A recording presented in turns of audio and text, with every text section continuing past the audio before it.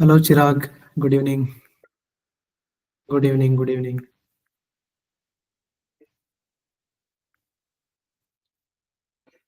कैसे हो आप? पढ़ाई कैसी चल रही है?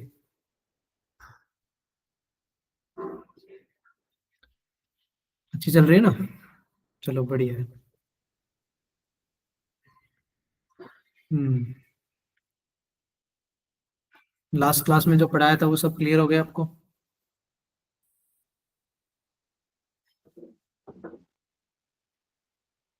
Hello Nikhil, good evening.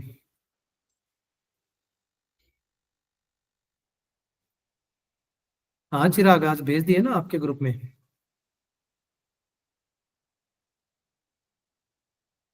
वो एक्चुअली मेरे को वो पता नहीं था ना, वो ग्रुप भी है आपका एक और। मैं ऑलरेडी, मेरे को 3 ग्रुप के बारे में पता था ना। तो मैंने 3 ग्रुप पे भेजा था ऑलरेडी। जैसे ये आपका पंजाब का हो गया, दिल्ली का हो गया, उत्तराखंड का हो गया ना, उन पे भेजा था। I don't know about your group. आप वो हिमाचल वाले ग्रुप पे थे क्या? ठीक है, ठीक है। तो अभी भेज दिया मैंने वो ना, आज ग्रुप पे ऐड हुआ था तो मैंने कंटिन्यू भेज दिए थे, आपने चेक नहीं किए? सारे थे ना उसमें, like starting from differential equation, जब से मैंने स्टार्ट किया ना। डिफरेंशियल इक्वेशन के 3 लेक्चर थे उसमें, एयू एंड जो अपना एरिया अंडर द कर्व था ना, एयूसी वाला, वो भी मैंने भेज दिया। गुड इवनिंग अनमोल। बाकी गुड सब इवनिंग ठीक सर। है? Good evening, good evening. ठीक है, सो डोंट वरी, मैंने भेज दिए थे ना। फिर भी अगर लगा आपको कि 3-4 दिन से आए नहीं, तो आपने क्लास में क्यों नहीं बताया मेरे को कि सर हमारा एक ग्रुप है ऐसा, उस पे नहीं आया अभी तक?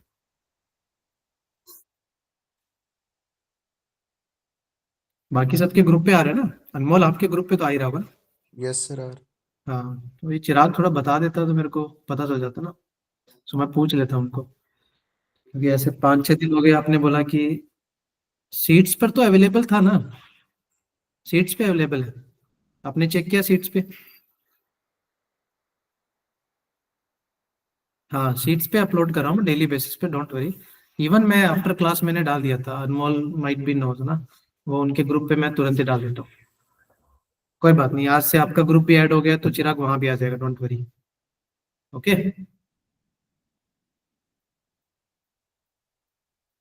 ठीक है। तो फिर आज इतने ही बच्चे हैं यार क्लास में? कहाँ गए बाकी बच्चे? डाउट सेशन चल रहा है अभी?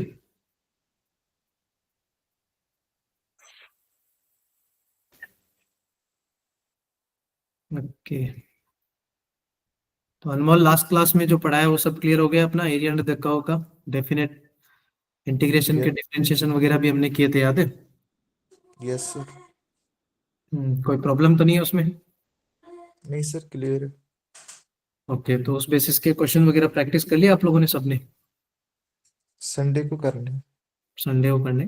चलो, करना हो संडे को प्रैक्टिस, है ना? कुछ डाउट लगे तो पूछना, no okay issues. Sir. But आप सब प्रैक्टिस करते रहो ना। और सिमिलर टाइप के क्वेश्चंस है ना, आप देखोगे ना तो वहां पर सिमिलर टाइप के क्वेश्चंस आपको मिलेंगे। इवन तो आप लिमिट के क्वेश्चन भी उठा के देखोगे, जो मैंने बताया ना लेबनिज थ्योरम के जो है, वो भी आप देखोगे, जो लास्ट क्लास में हमने डिस्कस किया, सेम काइंड ऑफ क्वेश्चन वहां भी मिलेंगे। And most probably you will get 0/0 और इन्फिनिटी बाय इन्फिनिटी। ठीक है।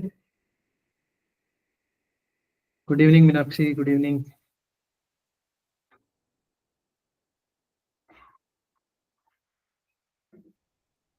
ठीक है, तो आज स्टार्ट करें फिर अपना, सब आ गए?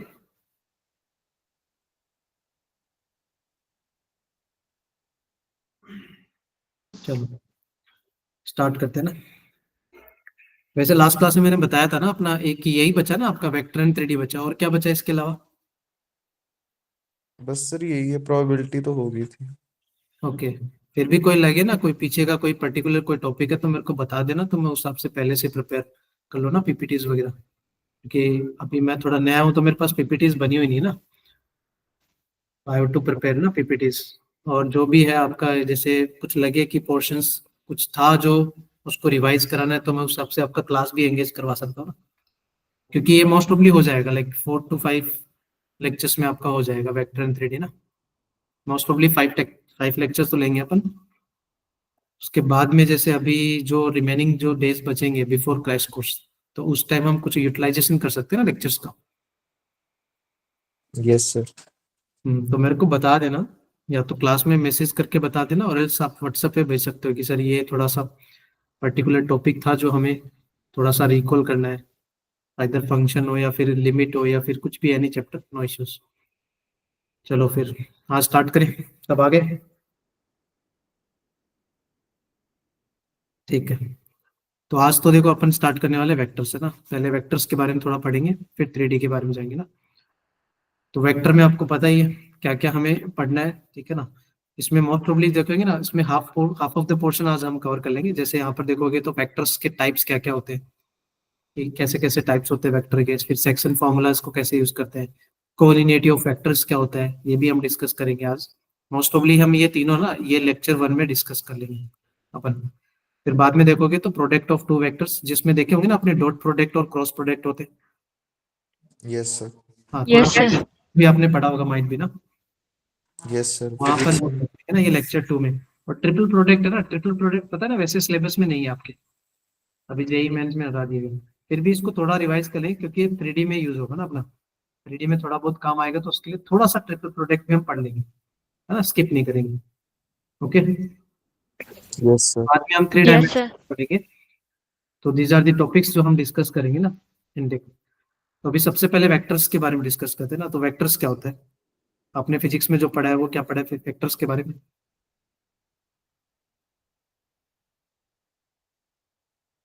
क्या होता है वेक्टर? जिसकी डायरेक्शन भी और मैग्नीट्यूड भी। हाँ, जिसका एक मैग्नीट्यूड के साथ साथ में क्या होता है, मैग्नीट्यूड के साथ में क्या है, डायरेक्शन भी है। तो वो क्या डिफाइन करता है, वेक्टर को डिफाइन करता है। देखो लिखा भी है, vector quantities are specified by the defined magnitude and defined direction. मतलब मैग्नीट्यूड के साथ साथ में उसका क्या होना चाहिए, डायरेक्शन भी होना चाहिए। जैसे मान लो मैंने लिखा सम ए बी वेक्टर, ठीक है, तो इसका मतलब वहां पर ए क्या आपका इनिशियल पॉइंट, क्या यस सर। Yes sir. ये आपका इनिशियल पॉइंट हो जाएगा, और जो बी है, बी आपका क्या हो जाएगा, टर्मिनल पॉइंट, या you can say final point, चलेगा। Yes sir. ठीक है, तो ये जो रिप्रेजेंट करेगा वो किसको रिप्रेजेंट करेगा, एक वेक्टर को रिप्रेजेंट करेगा, जहां पर ए आपका इनिशियल पॉइंट है और बी आपका क्या, टर्मिनल पॉइंट है। और मैग्नीट्यूड ऑफ, अगर हमें किसी भी वेक्टर का अगर मैग्नीट्यूड लिखना है, जैसे मान लो for example A B vector का अगर मैग्नीट्यूड लिखना है, तो हम उसको मैग्नीट्यूड को कैसे रिप्रेजेंट करेंगे, magnitude of A B vector कैसे लिखते हैं उसको, modulo mod of sir. A B vector ना। जैसे यस मान सर। लो फॉर एग्जांपल मान लो मेरे पास ए वेक्टर है, ए वेक्टर मैंने लिखा आई कैप प्लस जे कैप प्लस के कैप।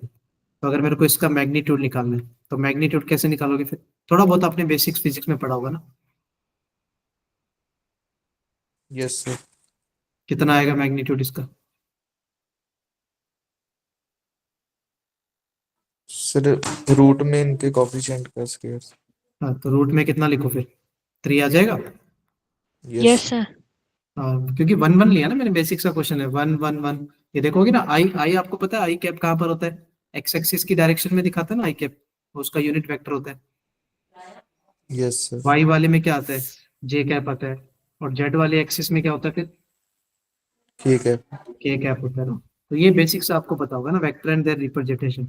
मतलब कोई भी वेक्टर हो, चाहे ए बी वेक्टर हो या फिर सी डी वेक्टर हो, तो आपको पता है सी वहां पर इनिशियल पॉइंट होता है, डी आपका फाइनल पॉइंट होता है। अच्छा, ए बी वेक्टर को लिखते कैसे है, बस आपको तो पोजीशन फैक्टर में भी देख लेंगे हम। अगर मान लो कोई ए बी वेक्टर मेरे को निकालना है, तो हम कैसे निकालेंगे ए बी वेक्टर को,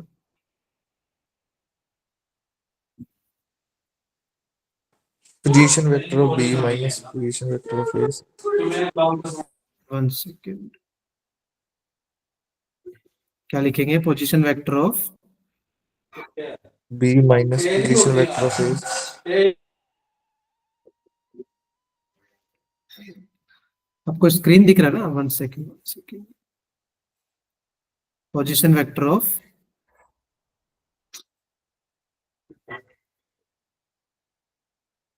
ओके ठीक है, हाँ।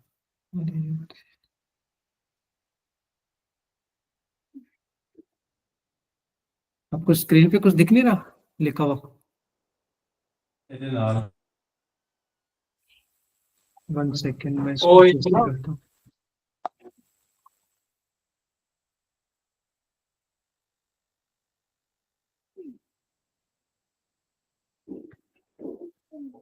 1 सेकेंड गिव मी।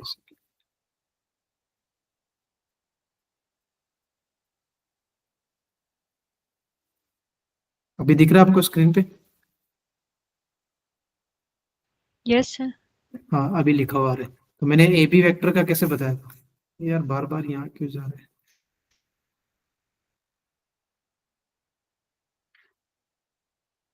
ए बी वेक्टर का हमने क्या बताया था, फिर क्या लिखते हैं उसको?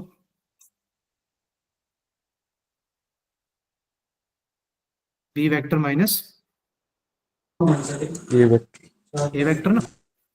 ठीक है अभी ठीक है। यस।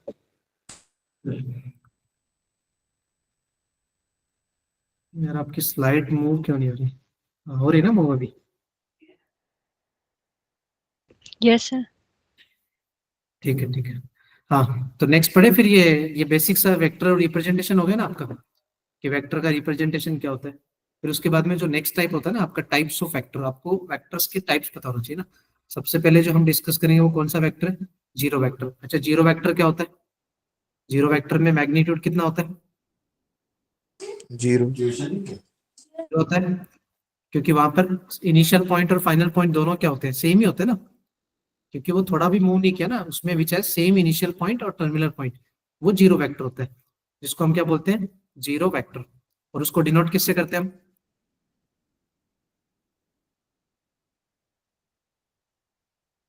किससे डिनोट करते हैं जीरो वेक्टर को? जीरो से ना। इसकी डायरेक्शन होती है क्या? डायरेक्शन ऑफ जीरो वेक्टर क्या होता है इसका डायरेक्शन?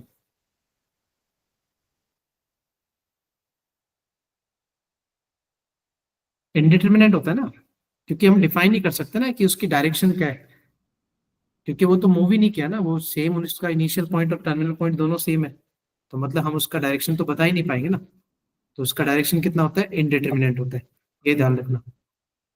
नेक्स्ट आपको पढ़ा होगा unit vector. Unit vector already आपको पता है ना, यूनिट वेक्टर देखो नाम से समझ रहे हैं, उसका मैग्नीट्यूड कितना होगा उसमें, यूनिट वेक्टर में? 1 1 होगा सर। हाँ यूनिट वेक्टर में मैग्नीट्यूड कितना होता है आपका? Magnitude is 1। ठीक है, जिसको हम रिप्रेजेंट कैसे करते हैं मैग्नीट्यूड को, और उसका डायरेक्शन भी क्या होता है आपका? Unit vector along with the vector है ना, जिसको हम रिप्रेजेंट किससे करते हैं? ए कैप से ना, यूनिट वेक्टर को। जैसे मान लो लेट से वेक्टर इज ए, तो उसको ए कैप से लिखेंगे, तो उसको निकालने का तरीका क्या होता है? A vector divide by magnitude of A. क्या यही होता है unit vector? Yes sir. Clear है? ये आपका यूनिट वेक्टर होता है। कोई डाउट है इसमें? जीरो वेक्टर, यूनिट वेक्टर, ये बेसिक तो आपने फिजिक्स में पढ़े होंगे ना पहले से भी। Yes sir. ठीक है, नेक्स्ट बात करते हैं इक्वल वेक्टर्स।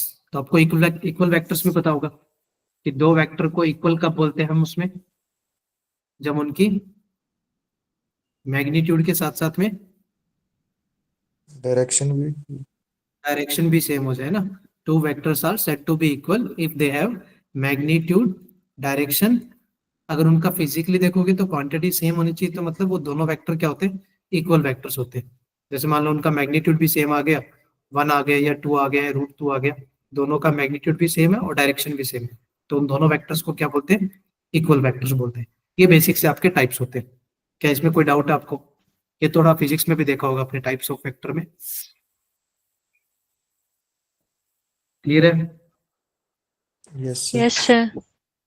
चलो ठीक है, फिर नेक्स्ट बात करते हैं ना, कोलिनियर वेक्टर। क्या होते हैं कोलिनियर वेक्टर?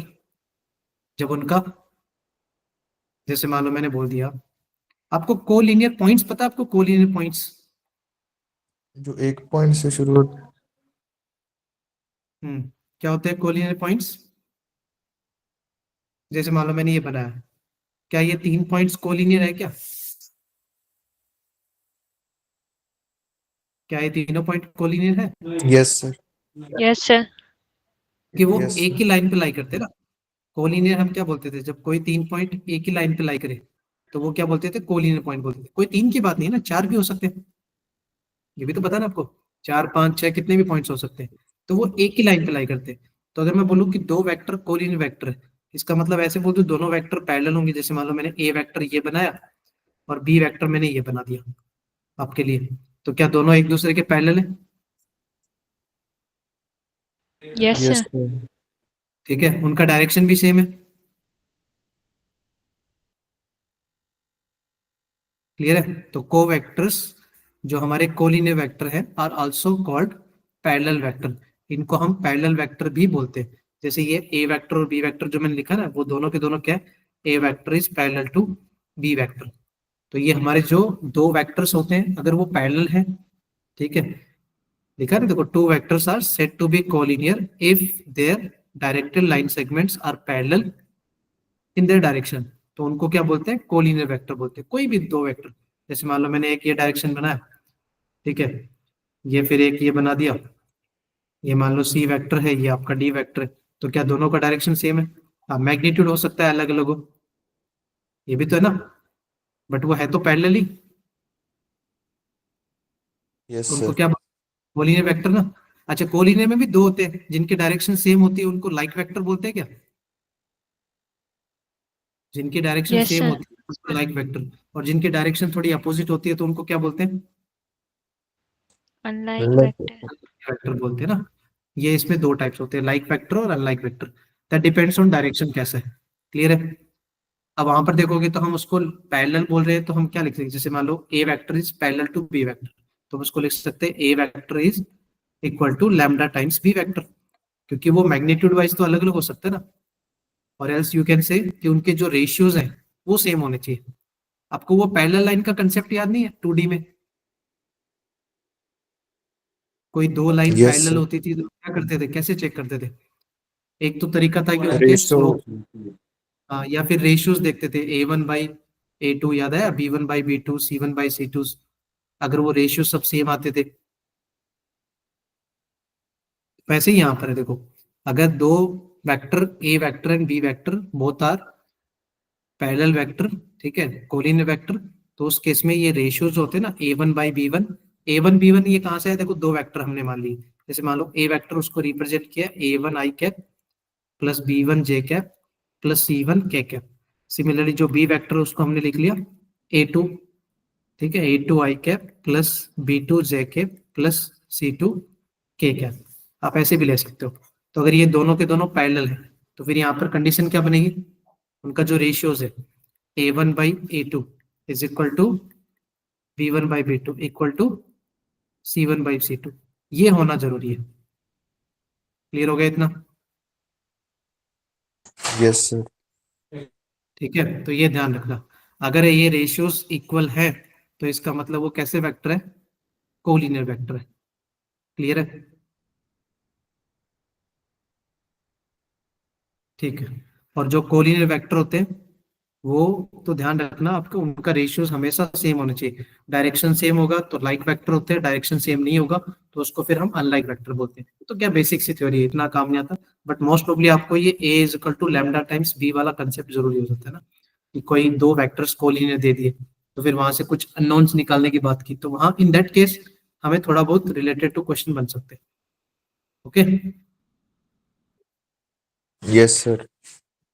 ठीक है। और कोप्लेनर वेक्टर क्या होते हैं? जो एक प्लेन में लाइक। हाँ, एक प्लेन में लाई करते हैं। अब कोई भी दो वेक्टर हमेशा क्या होंगे? कोप्लेनर होंगे, नहीं होंगे? Two vectors are always coplanar. कोई भी दो वेक्टर हमने लिखे ना, वो हमेशा क्या होते हैं? एक ही प्लेन में लाई करते हैं। So given number of vectors are called coplanar if their line segments are parallel to the same plane, ठीक है ना, तो हमेशा क्या होते हैं? वो कोप्लेनर वेक्टर होते हैं। ओके, चलो कुछ छोटे छोटे एग्जांपल करते हैं ना, आप बताना मेरे को। पहला क्वेश्चन है, find unit vector of the given vector. आपको वेक्टर क्या दिए? I कैप-2 J cap plus 3 K cap. इसका आपको क्या निकालना है? यूनिट वेक्टर निकालना है। तो क्या आंसर आएगा? सर ये वेक्टर कौन इसका मैग्नीट्यूड। तो ये इसका आंसर क्या लिखे फिर? I कैप-2 J cap plus 3 K cap, और डिवाइड में मैग्नीट्यूड में क्या आएगा? अंडर रूट में कितना आएगा? 14। 1 का स्क्वायर प्लस 2 का स्क्वायर और प्लस में 3 का स्क्वायर, तो कुल मिला के स्टोरी कितना बन गया? 14 बन गया। 14 बन गया ना, तो रूट में क्या आ जाएगा? 14 आ जाएगा। आप चाहो तो रूट 14 को सेपरेटली डिवाइड कर सकते हो, तो ये आपका यूनिट वेक्टर आ गया। किसी भी वेक्टर का यूनिट वेक्टर निकालना है मतलब आपको मैग्नीट्यूड से डिवाइड कर देना है। कोई डाउट है इसमें? No sir. चलो ठीक है। ये वाला निकालना, देखो जो मैंने पढ़ा है ना उसी बेसिस के मैं थोड़े से छोटे छोटे क्वेश्चंस ले रहा हूँ। अभी मैंने बोला है कि find the value of X and Y, आपको एक्स एंड वाई निकाल के बताना है। For that these two vectors are, ये जो दो वेक्टर दिए ना, A vector and B vector, are parallel. वो उन्होंने बोला है कि ए वेक्टर और बी वेक्टर दोनों के दोनों क्या है? पैरेलल है। तो आपको निकालना है एक्स एंड वाई का वैल्यू। कंसेप्ट ऑलरेडी मैंने बता दिया, आप आराम से 1-2 मिनट लो, कोई प्रॉब्लम नहीं है। ठीक है, हाँ 1 से 2 मिनट में इजीली इसको सॉल्व कर सकते हो, ऐसा कोई दिक्कत नहीं। दो पैरेलल फैक्टर्स का मैंने कंडीशन ऑलरेडी बता दिया आपको कि क्या करना होता है।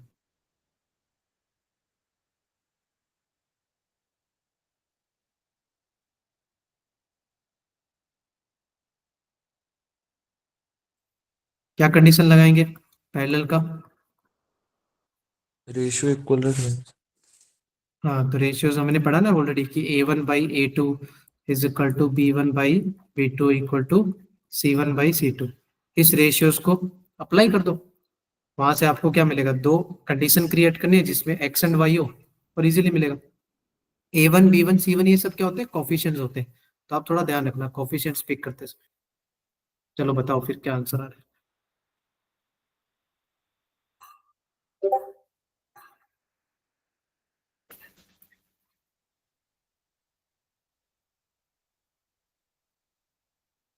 आज यार बच्चे बहुत कम है, 4 बच्चे ही है, 3-4 बच्चे, ऐसा क्या हो गया सबको? सर स्कूल में पंजाब वालों के तो बाई मंथली हो रहे हैं इसलिए क्या चल रहे हैं पंजाब वालों के?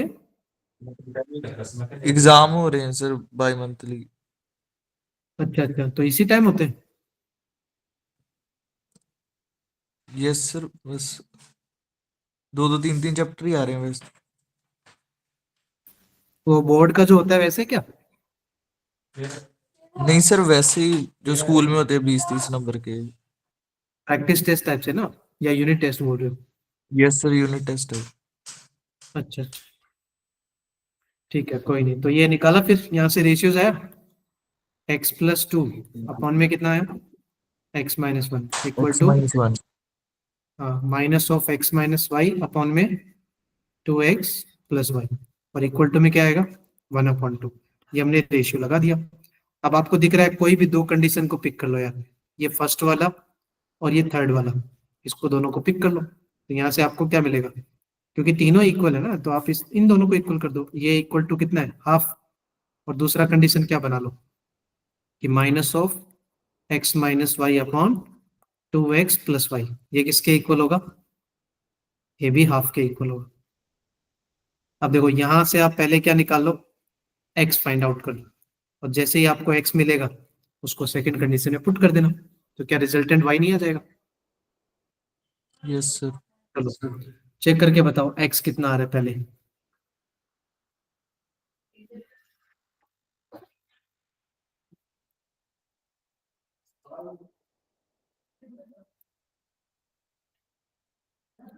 x-5 आ रहा है।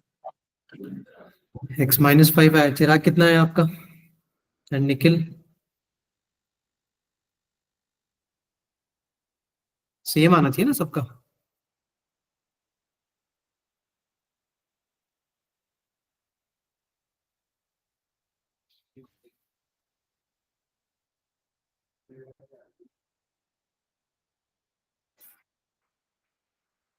चिराग बोल रहा है -5 है, सबका सेम आ रहा है फिर। Yes sir. यहाँ से क्रॉस मल्टीप्लाई कर सकते हो आप इजीली, क्रॉस मल्टीप्लाई कर लो, या थोड़ा जैसे -5 बोला तो -5 से मैं दिखाता हूँ, देखो मैच कराएंगे। ये बनेगा -3, और डिवाइड में -5 से क्या बनेगा? -6, तो कैंसिल होके हाफ ही आएगा। सही है, तो मतलब x यस -5 सर। आ गया। तो उससे फिर y कितना आ रहा है? वही देख रहे हैं। से y निकालो। ओके ओके, आराम से देखो, बताओ फिर क्या रहा आंसर। थोड़ा सा उसका कैलकुलेशन मिस्टेक का ध्यान रखना, माइनस ऑफ माइनस क्या होता है, वहां पर छोटी मोटी मिस्टेक्स होती है ना।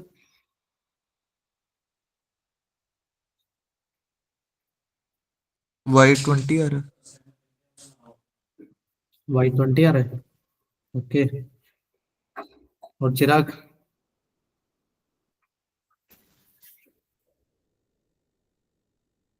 आपका भी 20 आ रहा है? सेम आ रहा है, माइनस चलो ठीक 20 है। आई। एक्स चेंज हो गया, फिर चेक करना पड़ेगा यार, ऐसे चेंज क्यों बोल रहे हो। चलो मैं रख के देखता हूँ ना, एक्स इक्वल टू -5 रख के देखता हूँ। तो ये बनेगा -5 एंड डिवाइड में कितना बनेगा, -10 + y इज इक्वल टू 1/2। तो यहाँ से देखो क्रॉस मल्टीप्लाई करोगे तो आपको आंसर दिख रहा है, ये बनेगा माइनस माइनस माइनस सब प्लस हो गया ना। 10 + 2y equal to -10 + y, -10 + y। ठीक है, तो ये उधर जाएगा और उधर आएगा तो 20 आएगा यार भाई।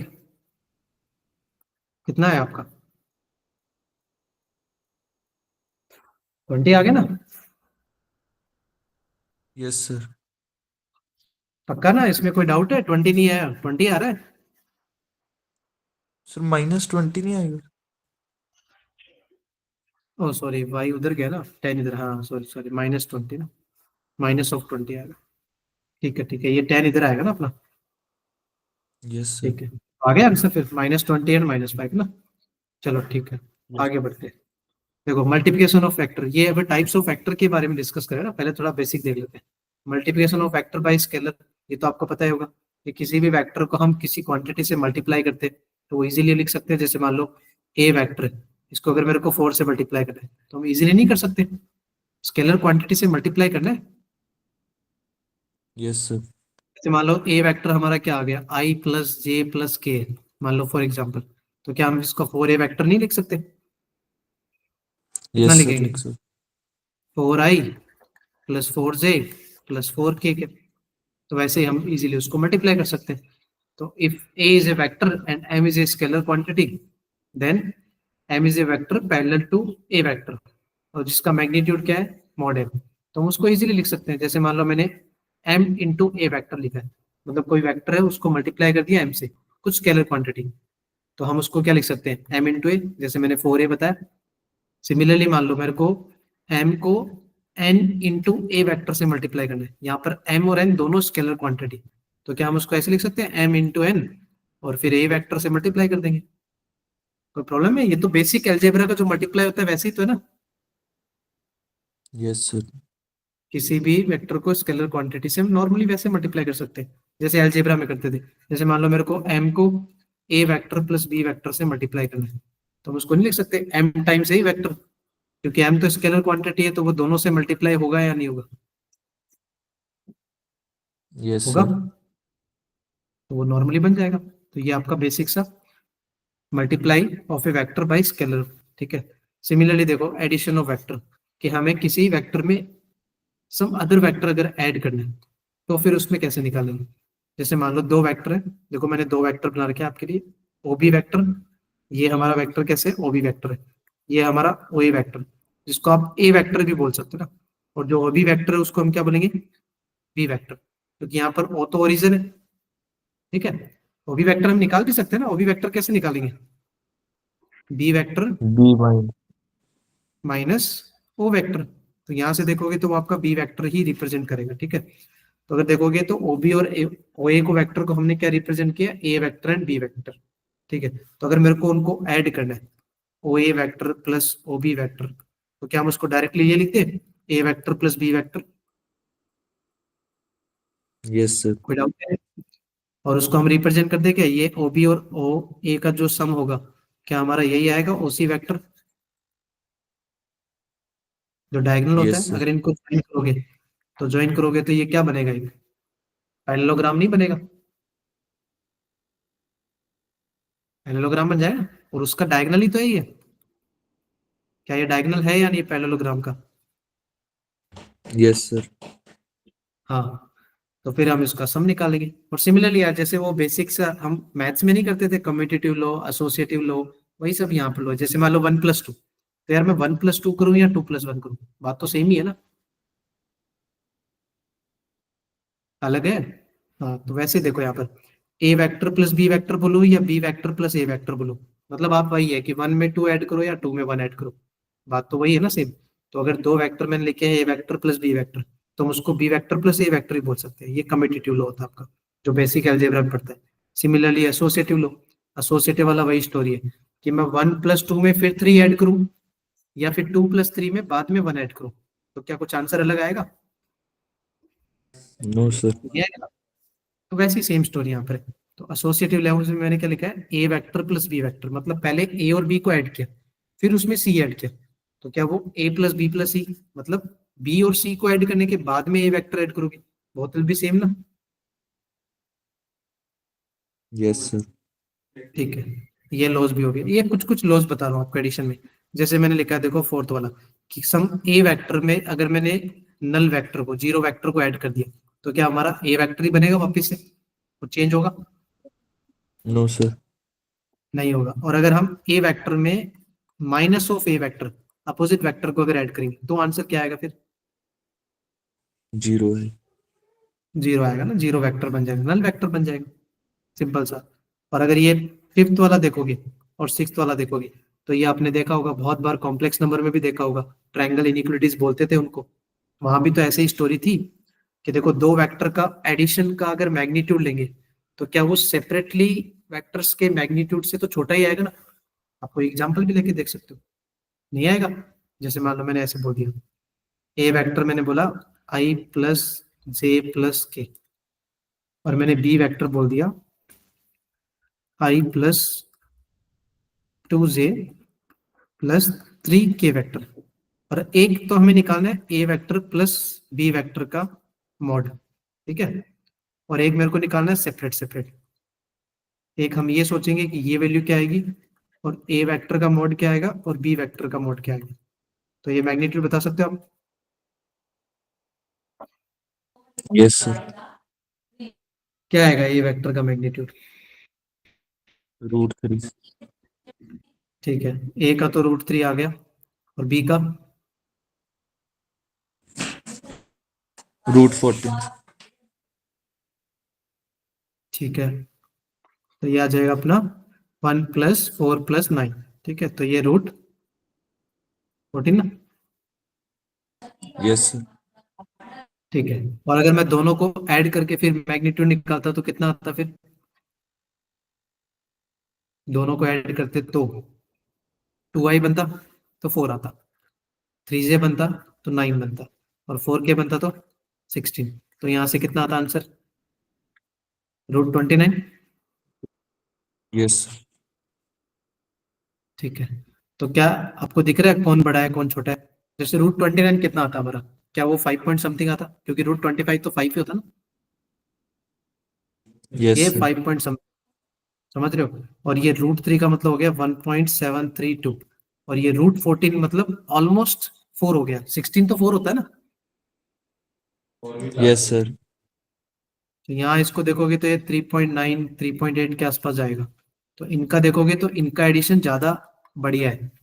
सेपरेट सेपरेट जो मॉड है ना, उनको अगर ऐड करोगे तो वो उन दोनों के मॉड से बड़ा ही आएगा। तो यही लिखा है देखो, ये फोर्थ दिख रहा है, सिक्स्थ वाली प्रॉपर्टी, कि आप किन्हीं दो वेक्टर को ऐड करके उसका मैग्नीट्यूड निकालोगे, तो वो सेपरेटली वेक्टर्स के मैग्नीट्यूड के एडिशन से तो छोटा ही आएगा।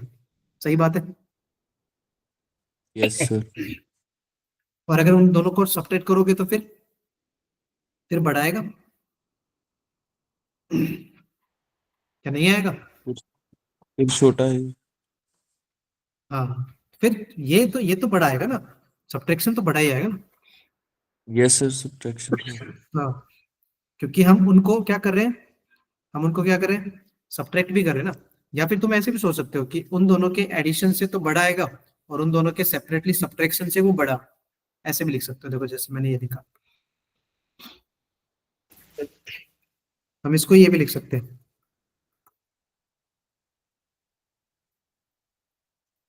सोच के बताना सही लिखा है क्या? ये नहीं लिख सकते हम ऐसा? Yes sir.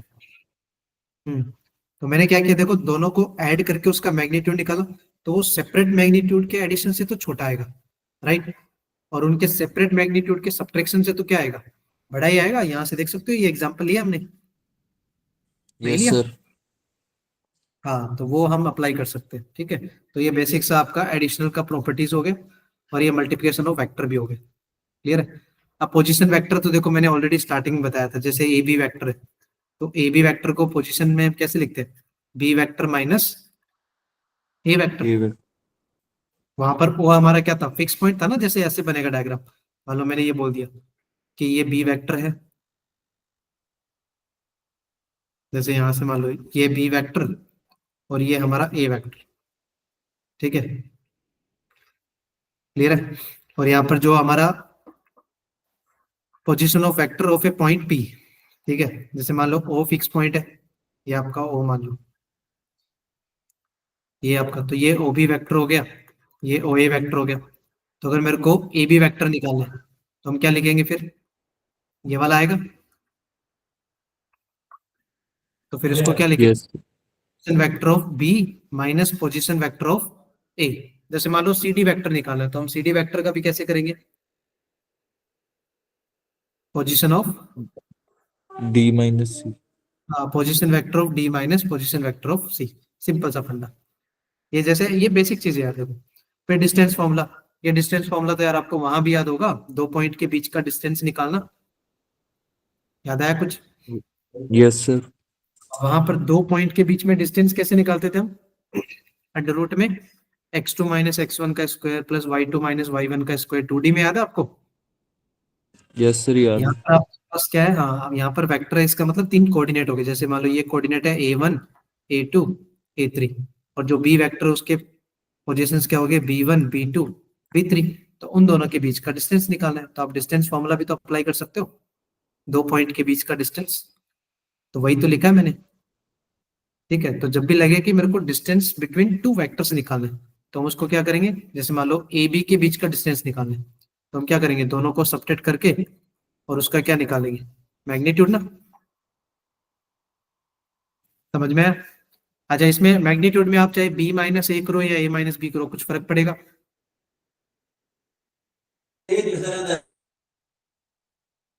कुछ फर्क पड़ेगा डिस्टेंस पे? No sir. हाँ, क्योंकि स्क्वायर है ना, जैसे 1 का स्क्वायर करो या -1 का स्क्वायर करो, बोथ आर सेम ना, तो उससे कुछ खास फर्क नहीं पड़ेगा। ठीक है?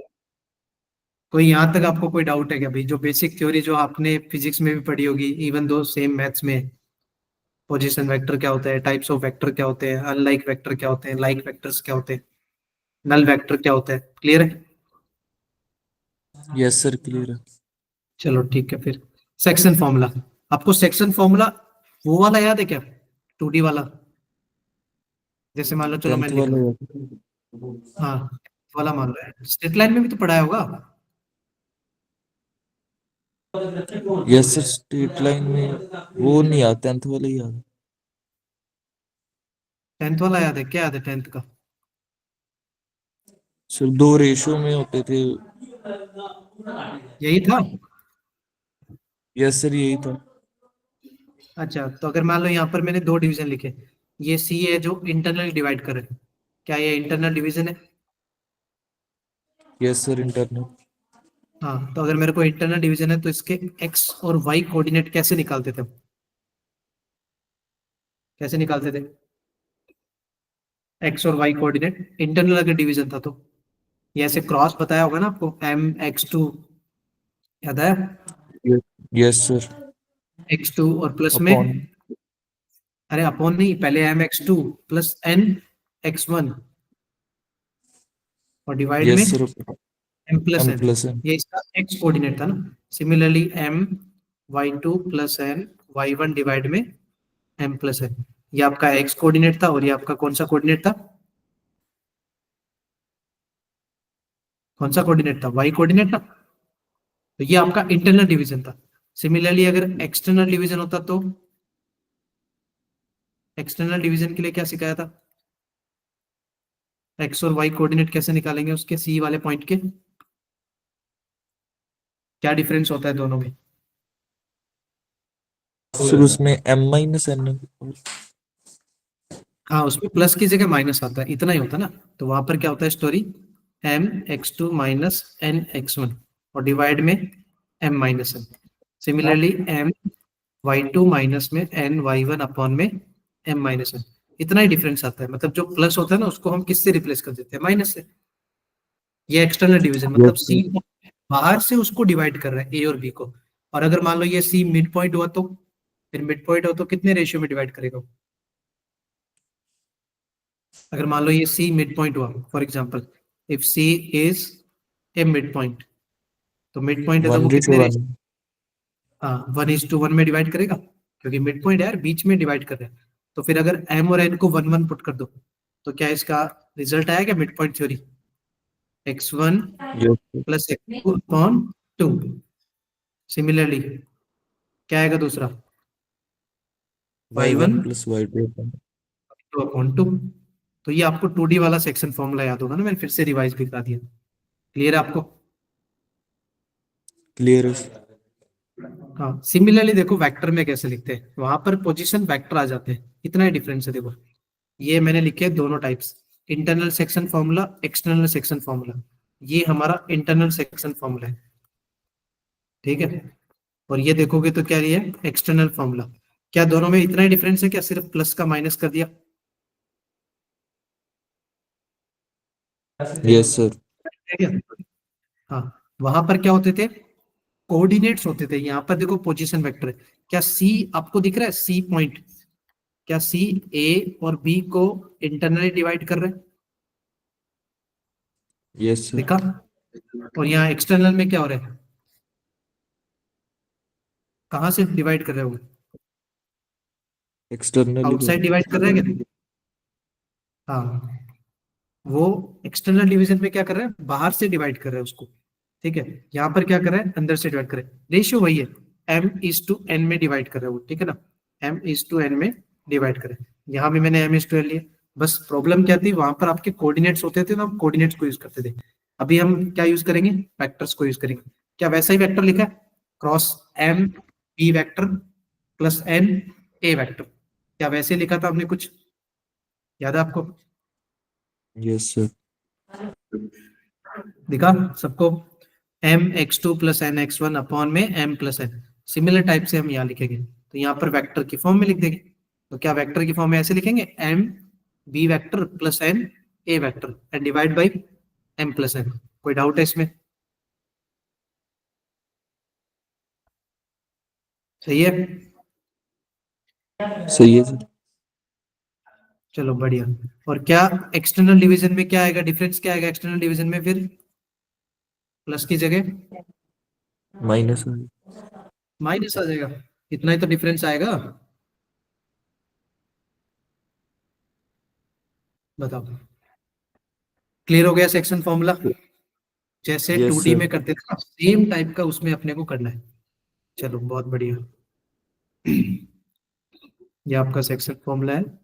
और देखो यहाँ भी लिखा है, if AD is the median. अच्छा, आपको मीडियन याद है, मीडियन क्या होता था?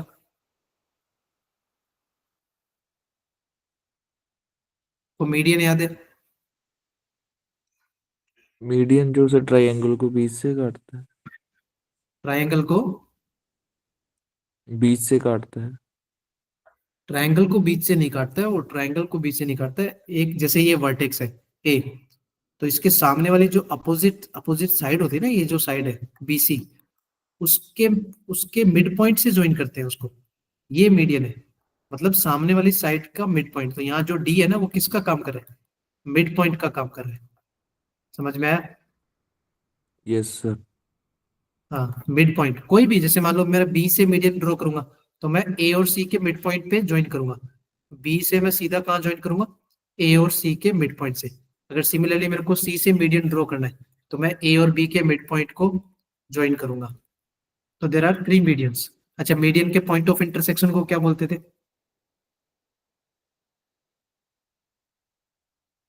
मीडियन के पॉइंट ऑफ इंटरसेक्शन को क्या बोलते हैं?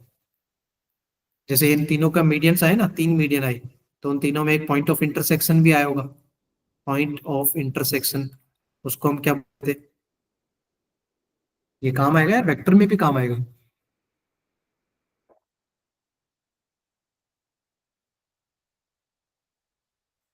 क्या हुआ, याद नहीं है? याद नहीं है। चलो मैं एक एक एक आपको लॉजिक बताता हूँ ना। स्पेस होगा वर्तास। चलो मैं यहाँ बताता हूँ ना आपको, थोड़ा याद रखना ना। कुछ कुछ चीजें लिख रहा हूँ मैं शॉर्ट टाइप से ना। मीडियन, आपको मीडियन में सेकंड लेटर दिख रहा है क्या? हाँ चलो मैं ऐसे बताता हूँ। मीडियन ही सेंट्रोइड, इससे स्टार्ट करते हैं। थोड़ा सा आपको याद भी हो जाएगा, रिकॉल भी हो जाएगा। क्या आपको सेंट्रोइड का सेकंड लेटर दिखा क्या? क्या है? यस। ई है ना? तो याद रखना, point of intersection of median. Median के जो पॉइंट ऑफ इंटरसेक्शन होते हैं ना, उसको भी हम क्या बोलते हैं? सेंट्रोइड बोलते हैं। क्या मीडियन का सेकंड लेटर ई है? Yes sir. वैसे मैचिंग में याद रखना, मैं सबके बताता हूँ, तीन चार होते हैं जिनमें लॉजिक बना सकते हो। जैसे मीडियन में सेकंड लेटर ई आता है, तो सेंट्रोइड में भी सेकंड लेटर ई आता है। तो जो point of intersection of medians होते हैं उनको बोलते हैं सेंट्रोइड। क्लियर हो गया? सिमिलरली देखो मैं दूसरा बताता हूँ, इन सेंटर। क्या आपको याद है इन सेंटर क्या होता था? इन सेंटर का सेकंड लेटर दिखा क्या आपको? एन है। N sir. एन है ना?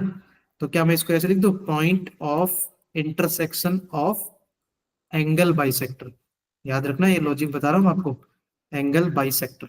क्या आपको एंगल में सेकंड लेटर एन दिख रहा है? Yes sir. Second letter N आया?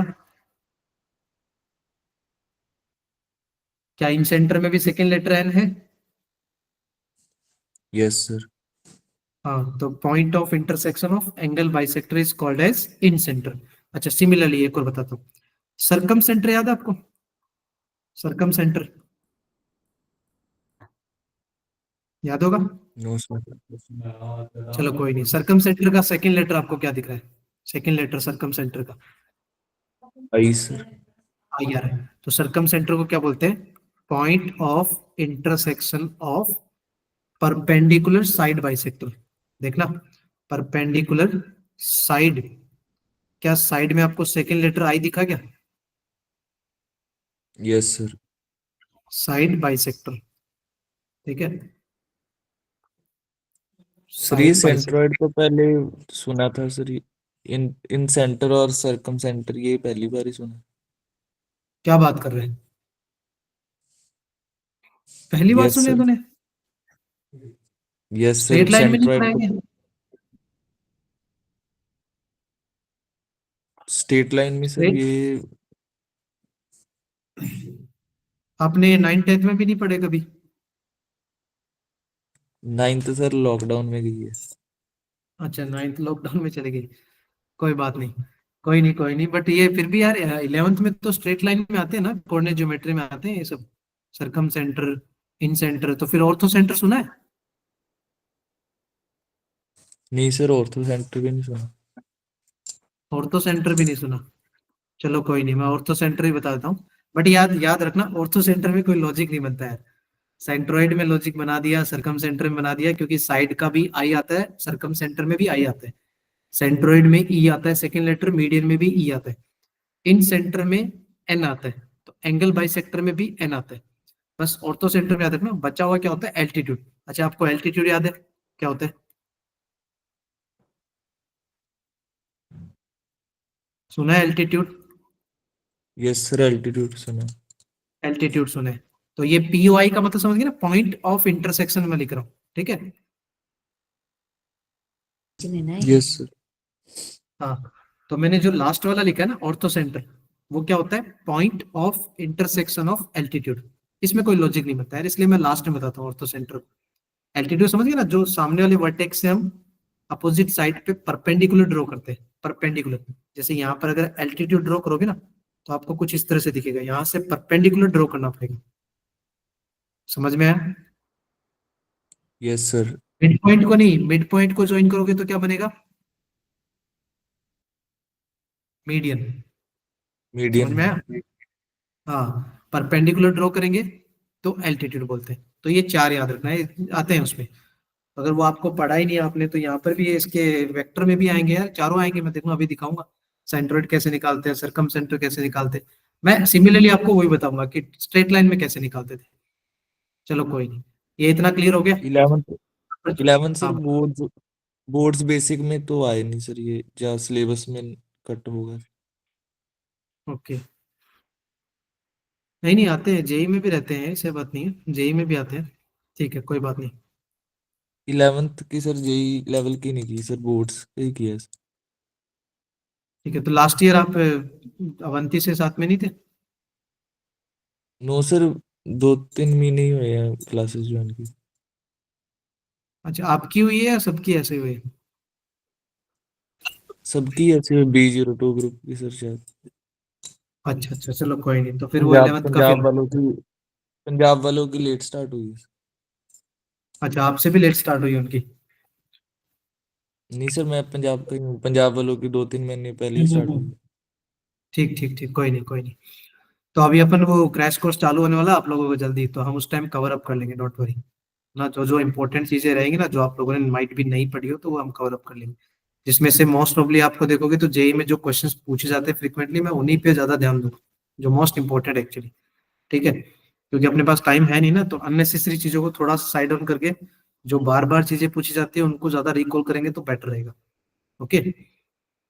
Yes sir. तो ये क्लियर हो गया आपको, फिर ये सरकम सेंटर क्या होता है, ऑर्थो सेंटर क्या होता है, ये थ्योरी है, मतलब इनको निकालने के मेथड अलग होते हैं। ओके। तो आपको ये सेक्शन फॉर्मूला क्लियर हो गया?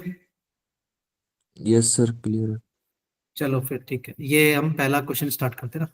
पहला क्वेश्चन स्टार्ट करते हैं, बाकी सबको, चिराग और बाकी बच्चों को क्लियर हो गया भाई?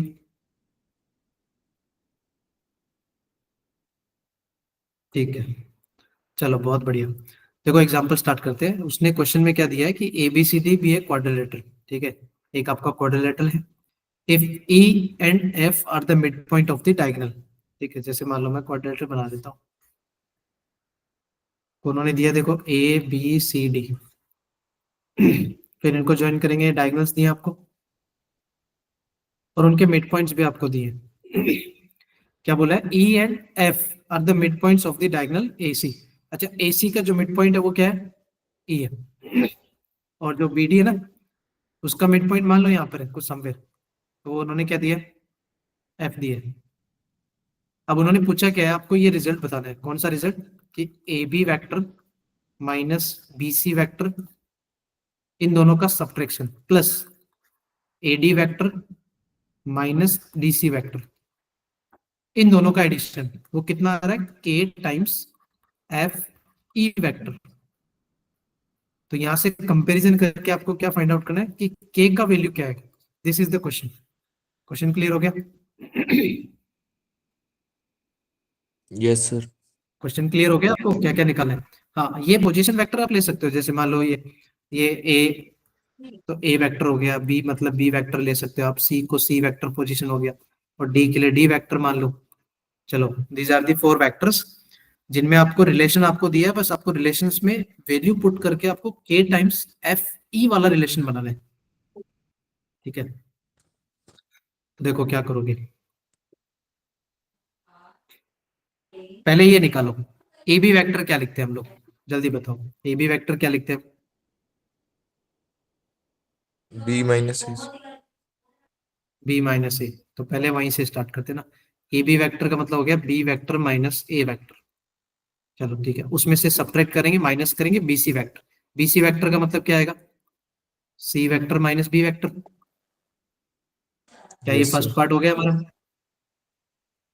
उसमें ऐड करना है प्लस, प्लस क्या करना है, ए डी वैक्टर। ए डी वैक्टर मतलब समझ गए, डी वैक्टर माइनस ए वैक्टर। क्या सही है? सही है और सर। सिमिलरली निकालो, डीसी वेक्टर मतलब हो गया सी वेक्टर माइनस डी वेक्टर। अच्छा, इनका कैलकुलेशन देखो क्या रहा है, पहले इनका ऐड करके बताओ ये रिजल्ट क्या दिया आपको। इनका रिजल्ट क्या आएगा, फिर हम देख लेंगे उस हिसाब से ना।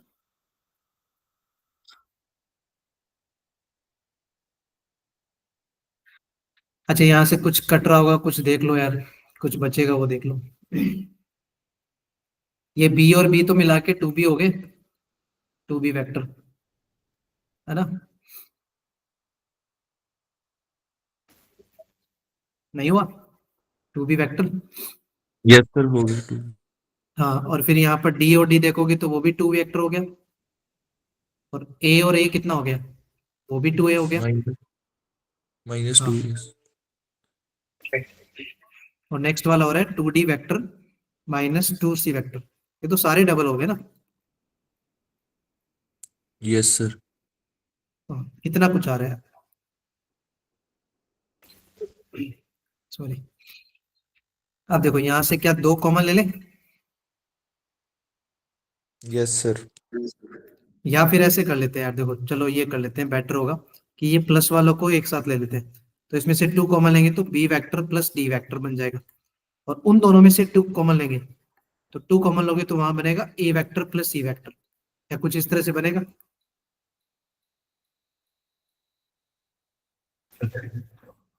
अब देखो, आपको डायग्राम से बताना है कि बी प्लस डी वेक्टर क्या है, बी प्लस डी वेक्टर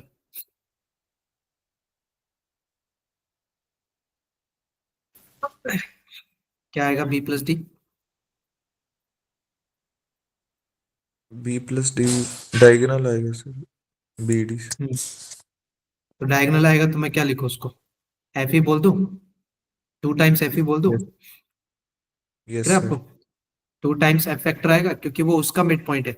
किसका मिड पॉइंट था, डी और बी का, ये लिखा ना उसने कि डी और बी, उसका मिड पॉइंट कौन है, देखा ना, डी और बी, उसका मिड पॉइंट कौन है, एफ है, यस सर। एफ है। तो अगर मैं डी और बी को ऐड करूंगा तो मतलब वो मिड पॉइंट है, तो मतलब वो आधा है ना, डिवाइड में करेंगे तो मैं इसको ऐसे लिख दूं, ये 2f फैक्टर आएगा और 2 टाइम्स रहेगा, यस।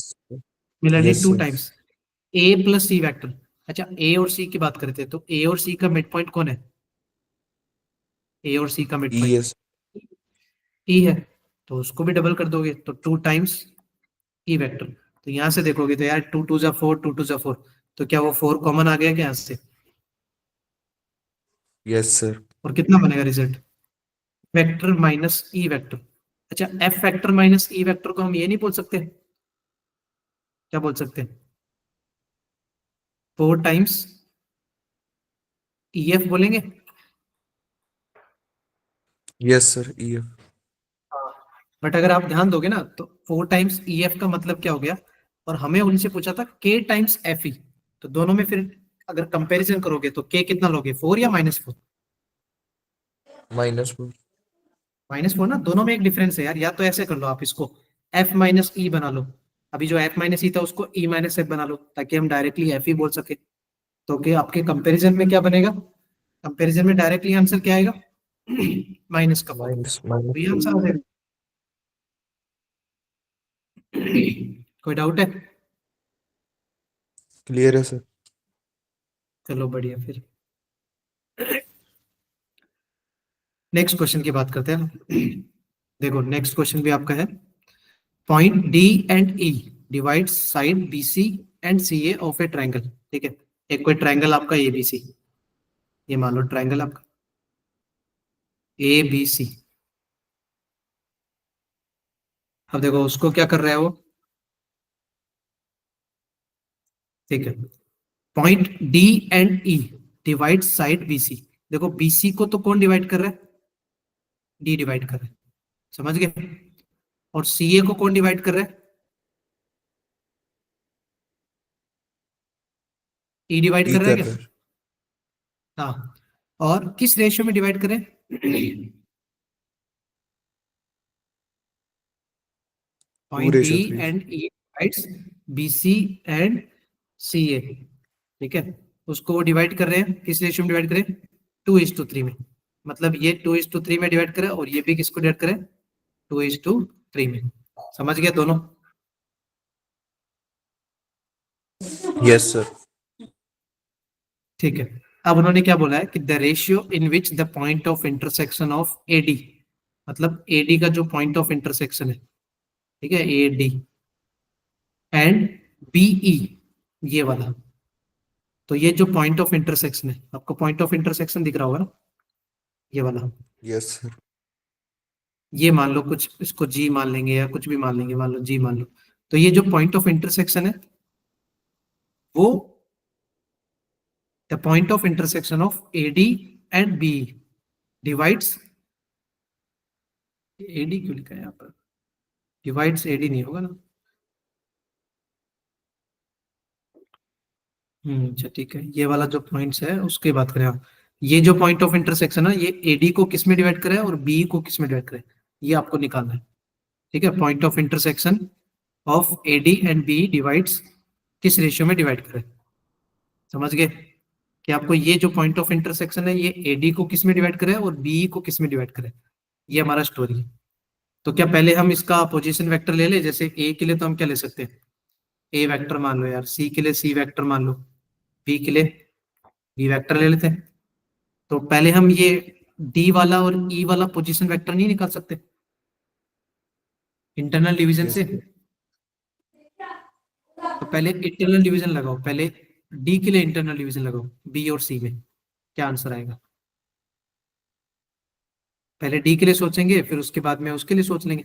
अच्छा डी के लिए कौन सा लगाओगे, सेक्शन फॉर्मूला ना, ये ऐसे बन गई story, B yes sir D और डी, और ये आपको 2:3 में डिवाइड कर रहे हैं,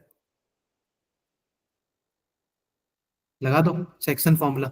और वो भी सेक्शन फॉर्मूला कौन सा लगाना, इंटरनल या एक्सटर्नल, इंटरनल इंटरनल। तो लगाओ सेक्शन फॉर्मूला यूज करना है और इंटरनल अप्लाई करना, और मेरे को बताओ क्या आंसर आएगा।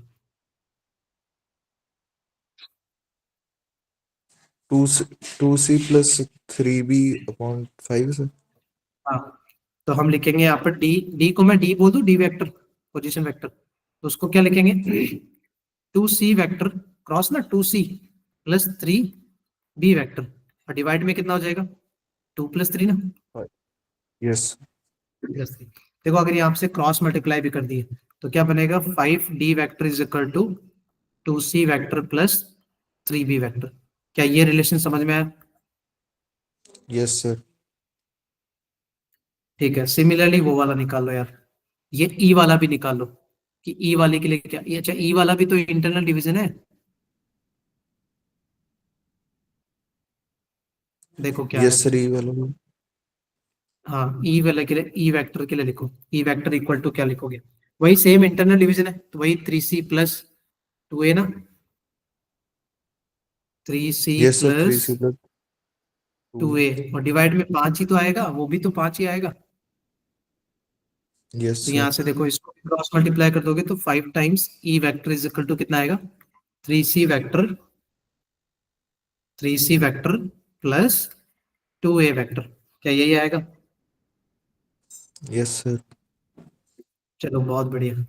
अब देखो, अब हमें डी और ई के पोजीशन मिल गए, बट हमें उन्होंने पूछे क्या थे कि आप ए और डी का जो पॉइंट ऑफ इंटरसेक्शन जिसको हमने जी से डिनोट किया, उस जी के बारे में सोचना था कि वो उसको कैसे डिवाइड करेगा।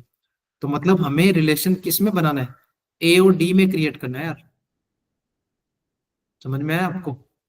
मतलब एक यस रिलेशन सर बनाना है जिसमें ए और डी वाले पोजीशन वेक्टर आए, उसके अलावा और कुछ भी नहीं आए, तो बाकी जो बचे हुए ना उनको एलिमिनेट करें। तो मतलब किसको एलिमिनेट करने की सोचोगे आप, सी और बी को ना, यस सर क्योंकि देखो अगर वो जी है, अच्छा एक बात तो समझ में आ गया कि जी है वो ए और डी का इंटरनल डिवीजन है या एक्सटर्नल है, इंटरनल इंटरनल है। तो मतलब अगर वहां से मेरे को रेशियो निकालना भी पड़ा तो उसमें सिर्फ पोजीशन वेक्टर कैसे दिखने चाहिए, ए और डी जैसा ही तो दिखना चाहिए।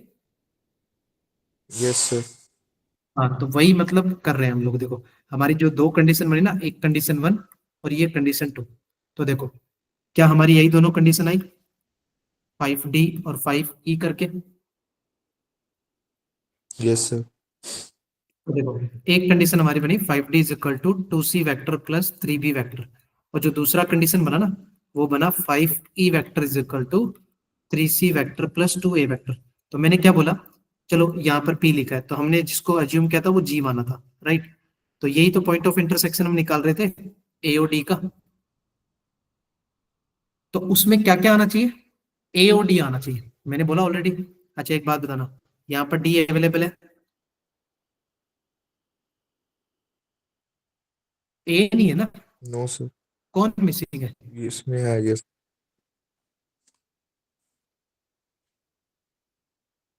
ए मिसिंग है ना, तो थोड़ा ए बना दो। तो देखो ए कैसे बनाओगे, क्या करें, कुछ ऐड करें यस सर। करें और सी को बैलेंस करें, क्या सी को थोड़ा बैलेंस करें, क्योंकि सी तो चाहिए नहीं हमें, हमें क्या आना चाहिए, ए और डी। तो देखो ए और डी आने के लिए मतलब सी को टारगेट करना है, तो सी के लिए आप क्या करो, थोड़ा कर दे 3 गुना। देखो क्योंकि यहाँ पर 3C है और यहाँ पर 2C है, तो क्या इसको 3 से मल्टीप्लाई और उसको किससे मल्टीप्लाई कर दे, सेकंड वाली को मल्टीप्लाई बाई दो, दो से।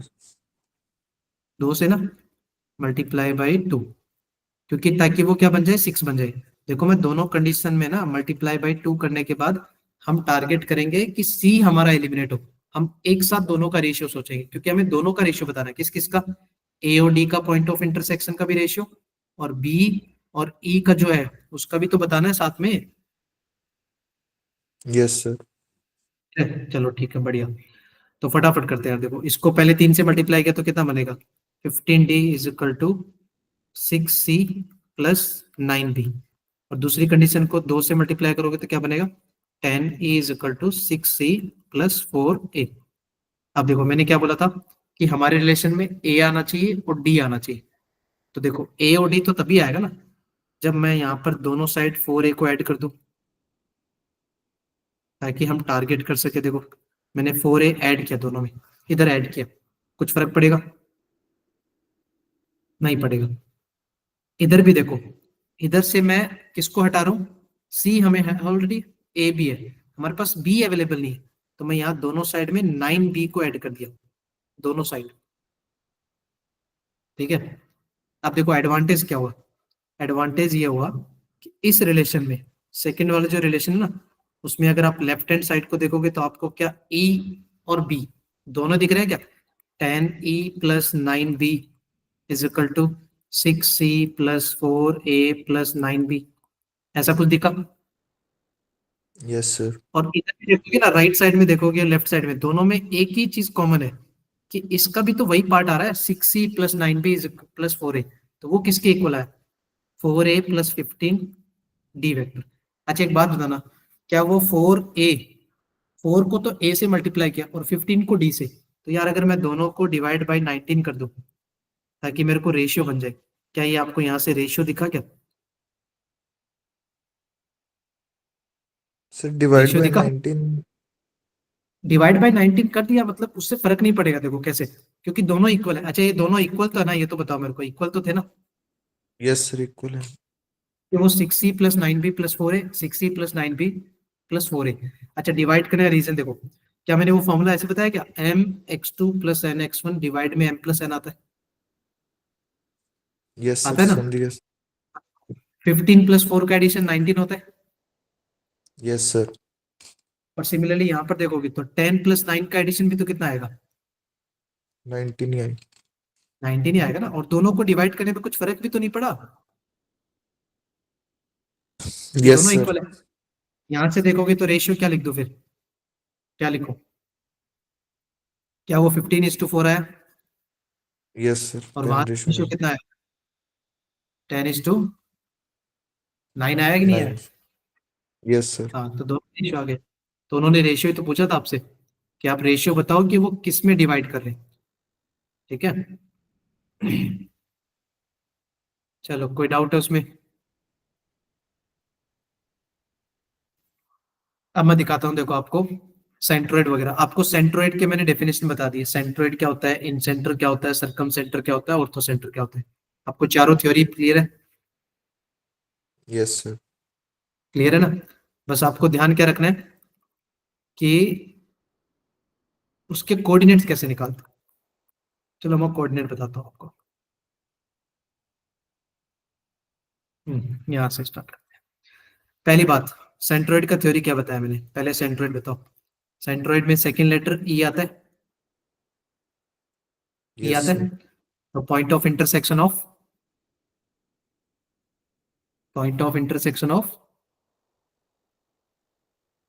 किसका पॉइंट ऑफ इंटरसेक्शन होता है, वो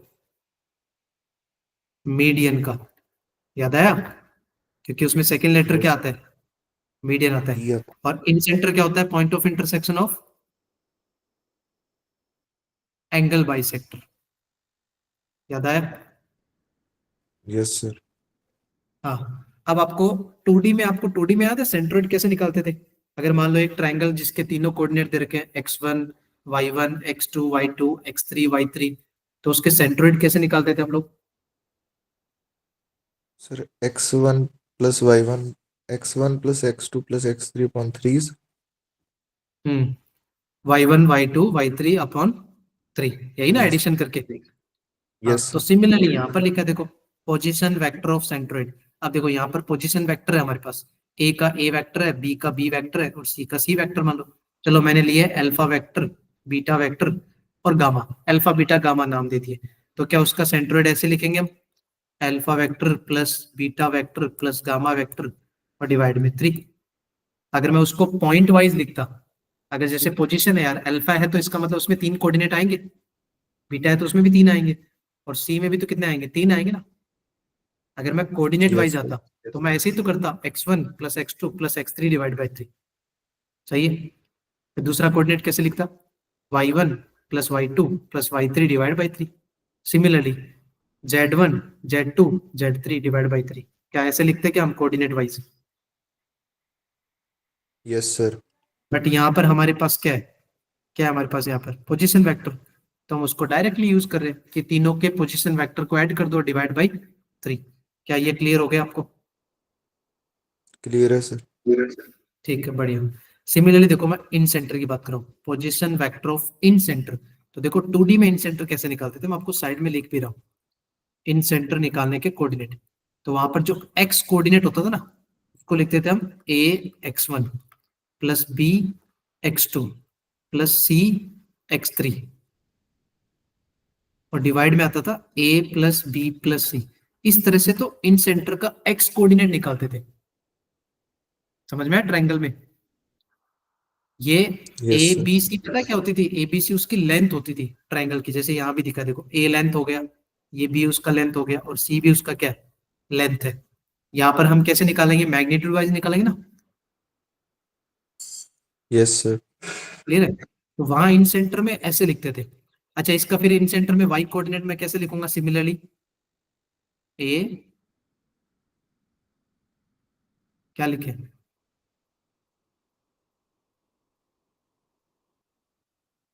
जैसे ये लिखा ना मैंने एक्स कोऑर्डिनेट, इन सेंटर का एक्स कोऑर्डिनेट, वैसे ही तो आपको वाई वाई बताना है। क्या लिखूं बताओ?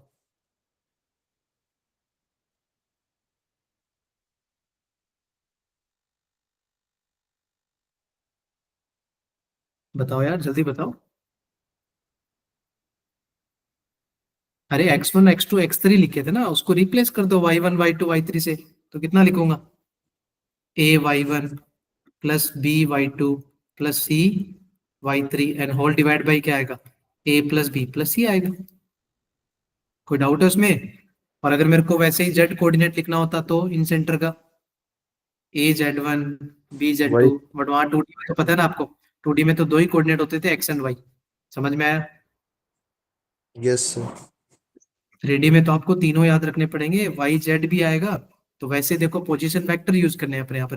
तो क्या इसका सही लिखा है मैंने इन सेंटर का कोऑर्डिनेट निकालने का तरीका, A alpha plus B beta plus C gamma और whole divide by A plus B plus C. क्या ये इन सेंटर निकालने का पोजीशन वेक्टर समझे आप? Yes sir. सिमिलरली है, बस उसको कोऑर्डिनेट में हम ब्रेक करते थे वहां पर 2D में, यहाँ हम वेक्टर में पोजीशन वेक्टर यूज करें। 3D में हम फिर से कोऑर्डिनेट यूज करेंगे एक्स वाई जेड। तो वहां पर 3 होंगे, तो x1 y1 z1, x2 y2 z2 and x3 y3 z3। समझ गए? Yes sir. All clear? कोई डाउट है भाई किसी को?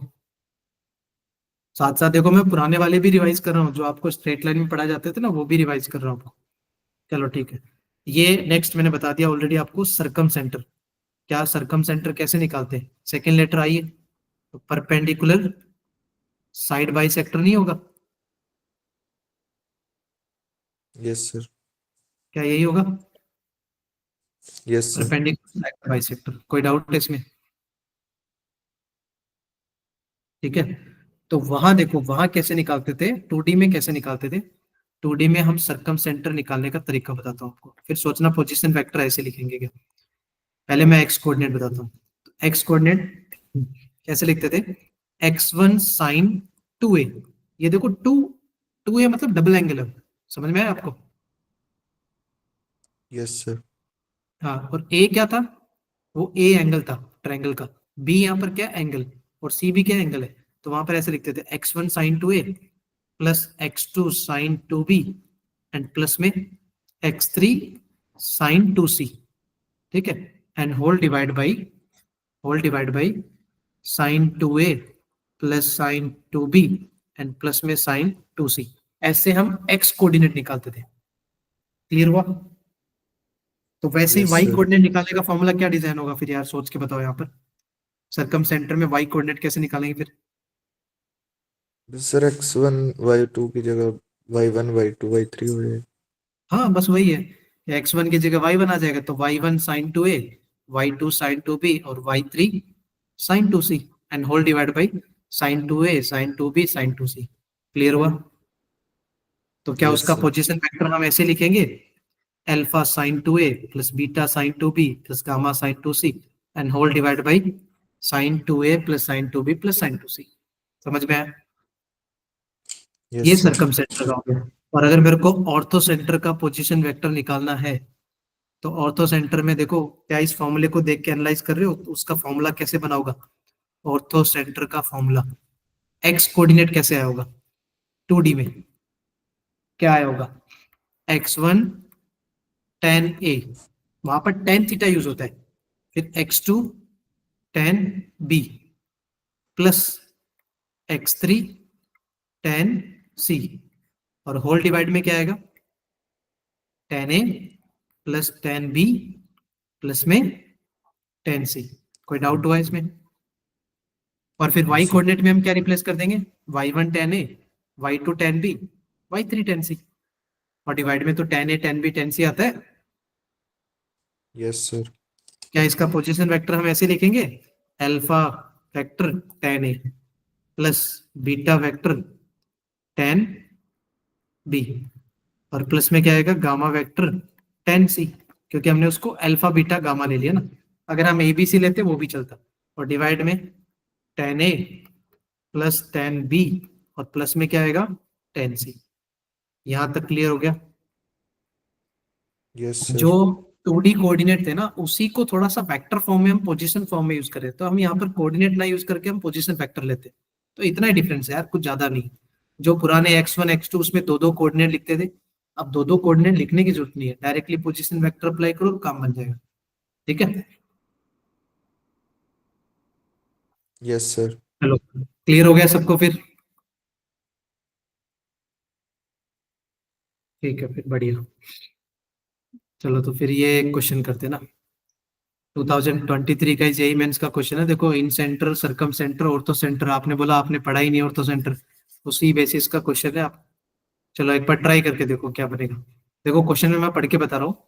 If the point P and Q are respectively the circumcentre and the orthocentre, मतलब पी तो किसको रिप्रेजेंट करे, सरकम सेंटर को रिप्रेजेंट करे, ठीक है, और जो क्यू पॉइंट है वो किसको रिप्रेजेंट करे, ऑर्थो सेंटर को रिप्रेजेंट करे, ऑफ ट्रायंगल एबीसी। कोई ट्रायंगल आपका एबीसी। All clear. ए का पोजीशन वेक्टर ए मान लो, बी का पोजीशन वेक्टर बी मान लो, और सी का सी मान लो। यहाँ पर दो चीजें, एक ट्रायंगल के अंदर सरकम सेंटर भी है, ऑर्थो सेंटर भी है, ठीक है। और उसका हमें स्टोरी क्या निकालना है आपको, कि आपको बताना है P A plus P B plus P C, मतलब ये result, P A vector plus P B vector plus P C vector, उसका वैल्यू किसके इक्वल आएगा, कौन से ऑप्शन के इक्वल आएगा, ये आपको सोचना है। इसका रिजल्ट आपसे पूछे,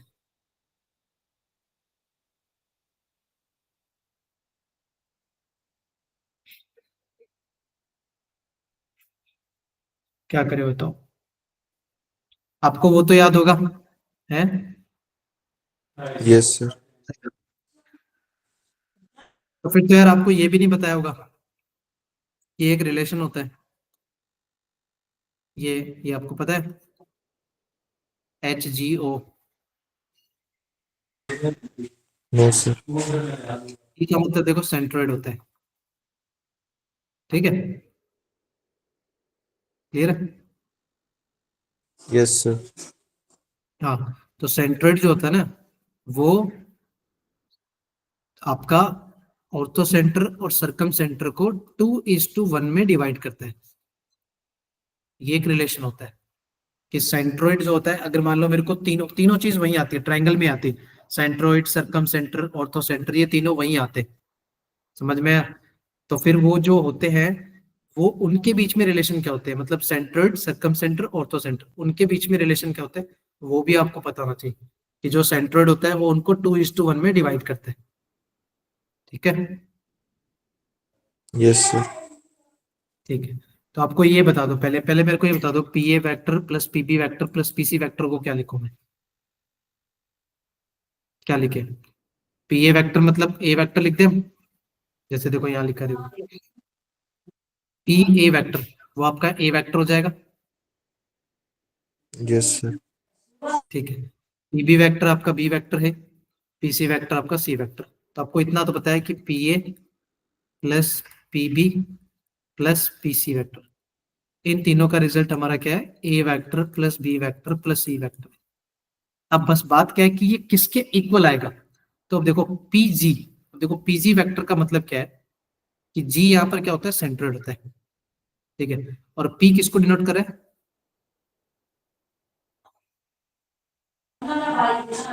पी सर सरकम सेंटर। ठीक है। तो फिर मतलब मैं ऐसे बोल दूं कि अगर हम सेंट्रोइड निकालते, देखो अभी मैंने सेंट्रोइड निकालना सिखाया क्या आपको, यस सर। ठीक है। तो अगर मैं देखूं कि हमारा जो पी है ये सरकम सेंटर है, ठीक है, तो वो उसको 2:1 में डिवाइड करता है, वो भी पता है, कोई बात नहीं। तो अगर मैं पीजी वेक्टर लिखना चाहूँ यहाँ से, तो कैसे लिखूंगा, क्या हम ऐसे लिख सकते हैं, A vector plus B vector plus C vector whole divide by 3, centroid वाला कंसेप्ट लगा दे कि उसके कोऑर्डिनेट निकालने का तरीका ये होता है ना, A vector plus B vector plus C vector तीनों को डिवाइड बाई 3। तो यहाँ से अगर क्रॉस मल्टीप्लाई किया आपने, तो क्या आपको A plus B plus C is equal to 3 time नहीं दिखेगा, 3 टाइम पीजी दिखेगा। और यस फिर सर। वो पी क्यू के इक्वल क्यों हुआ, देखो ये पी क्यू के इक्वल कैसे हुआ, ये आप सोच के बताओ मेरे को, पी क्यू के इक्वल कैसे हुआ।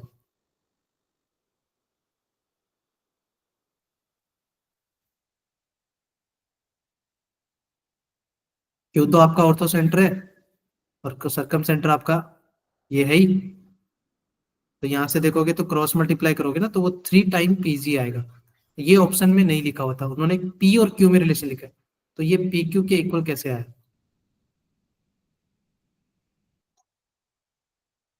क्या वो 2:1 का मतलब वहां से इंटरनल डिवीजन से नहीं आएगा, वो 2+1 नहीं बन जाएगा डिवाइड में, फिर वो क्रॉस में जाएगा, दिखा आपको? Yes sir. इंटरनल डिवीजन से देखोगे ना, तो इंटरनल डिवीजन से आपको पता है ना वो कितना बनता है, जो सेंट्रोइड होता है वो उसको कितने में डिवाइड करता है, 2:1 में। तो वहां से देखोगे तो उसके डिवाइड में 3 बनेगा, तो वो क्रॉस में जाएगा, तो मतलब वो किसके इक्वल आएगा, पी क्यू के इक्वल आएगा,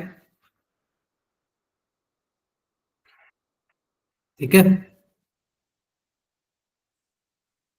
ये फिर से बताओ सर, पी क्यू कैसे है?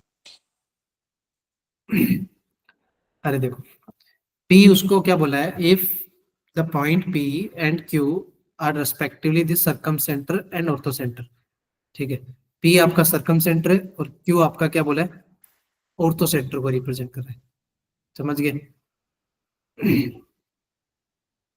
फिर सेकंड चीज उन्होंने क्या बोली है कि मतलब ये जो पीजी हमने निकाला यहाँ से, जो हमारा पीजी आया वो कितना है, ये रिलेशन आया, ठीक है। तो यहाँ से अगर क्रॉस मल्टीप्लाई किया तो आपको कितना मिला, 3 टाइम पीजी मिला। पी और क्यू का मतलब क्या, देखो ये हो गया कि ये हमारा पी है और ये हमारा क्यू है, और ये जो जी है ये उसको 2:1 में डिवाइड कर रहा है, ये मैंने बताया ना रिलेशन। Yes sir. तो ये 2:1 में डिवाइड कर रहा है, तो मतलब यहाँ से कैसे निकालोगे रिलेशन आप, भाई पी क्यू वैक्टर कैसे आएगा, पी क्यू वैक्टर के उसके ऐसे नहीं आएगा स्टोरी कि जो पी क्यू वैक्टर बनेगा, पी क्यू जो वेक्टर बनेगा, जैसे ये बात हो, पहले पीजी वेक्टर यहाँ से निकालेंगे तो कैसे बनेगा, क्या वो सेक्शन फॉर्मूले से उसके डिवाइड में 3 बनेगा कि नहीं बनेगा? यस सर बनेगा। मान लो पी क्यू वेक्टर आ जाएगा और उसके डिवाइड में 2+1 नहीं बनाएंगे हम? Yes sir internal division. Externally. हाँ, तो फिर वो ऐसे जाके मतलब वो कितना बनेगा? 3 बन जाएगा। Yes sir clear. चलो फिर 1 2 3 चीजें बच गई, फिर अपन कोलिनियरिटी ऑफ वेक्टर भी करेंगे ना, टाइम तो है अभी। चलो ये वाला देखते हैं। आपने एंगल बाइसेक्टर वगैरह पढ़े होंगे वहां पर, एंगल बाइसेक्टर पढ़े? Yes sir. एंगल बाइसेक्टर ना, acute angle bisector, obtuse angle bisector, ये आपको याद होंगे, याद है ना? Yes sir.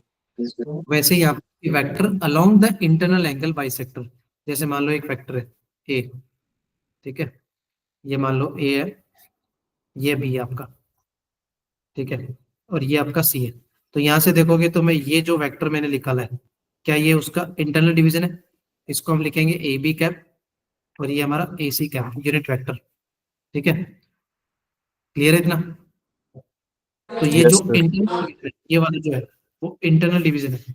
अगर हम इंटरनल एंगल बाइसेक्टर की बात करें, इंटरनल एंगल बाइसेक्टर अगर हमें निकालना है इन्हीं भी दो वेक्टर का, तो उसको कैसे निकालते हैं? Lambda times A B cap plus A C cap, इस फॉर्मूले को यूज करके हम इजीली उसका एंगल बाइसेक्टर इंटरनल निकाल सकते हैं। आपको लैम्डा निकालने का कंडीशन मिलेगा कि कैसे निकालेंगे, वो कंडीशन आपको क्वेश्चन में रहेगा, तो वहां से आप सॉल्व कर सकते हो। मैं एक क्वेश्चन भी लिया मैंने कि लैम्डा कैसे फाइंड आउट करेंगे। अगर प्लस करोगे A B cap plus A C cap को तो इंटरनल एंगल बाइसेक्टर आएगा, और अगर हमें एक्सटर्नल एंगल बाइसेक्टर यूज करना है, एक्सटर्नल, तो फिर उसमें क्या हो जाएगा स्टोरी? माइनस हो माइनस हो जाएगा। जाएगा, वहां पर बनेगा lambda times A B vector minus A C vector.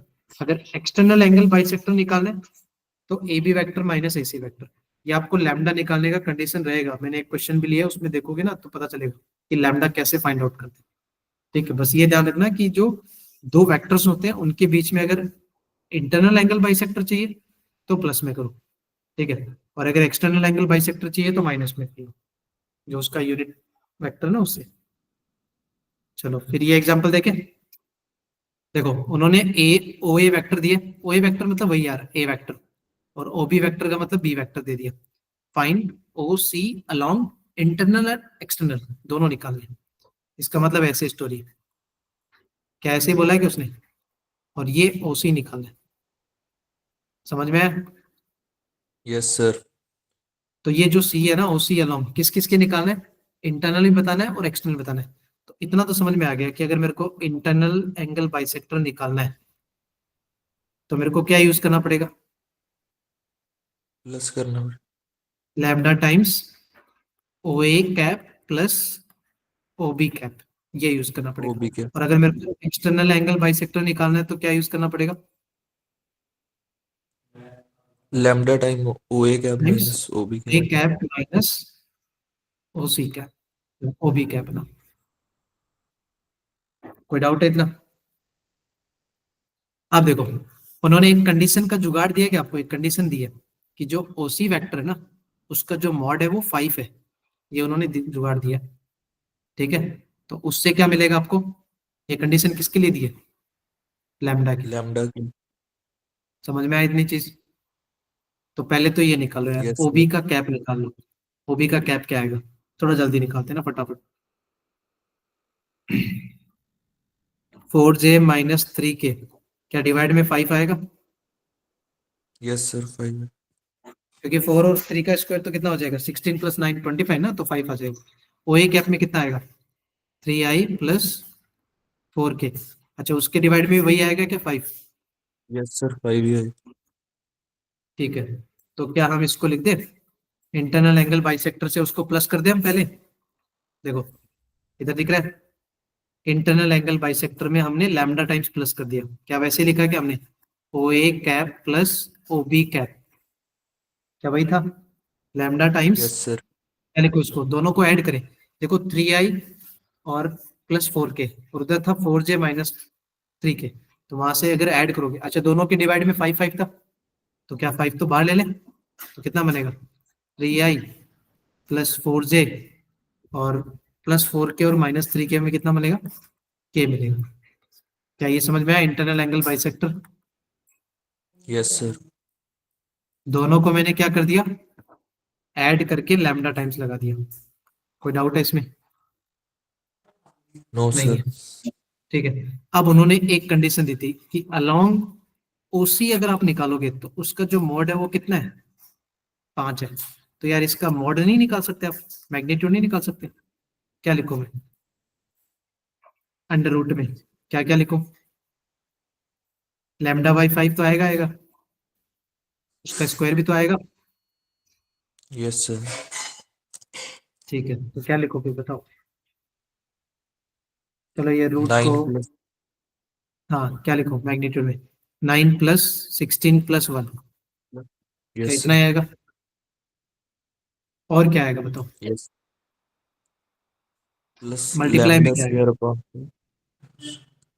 Square upon λ² / 25 equal 25 to में क्या आएगा, 5 आएगा।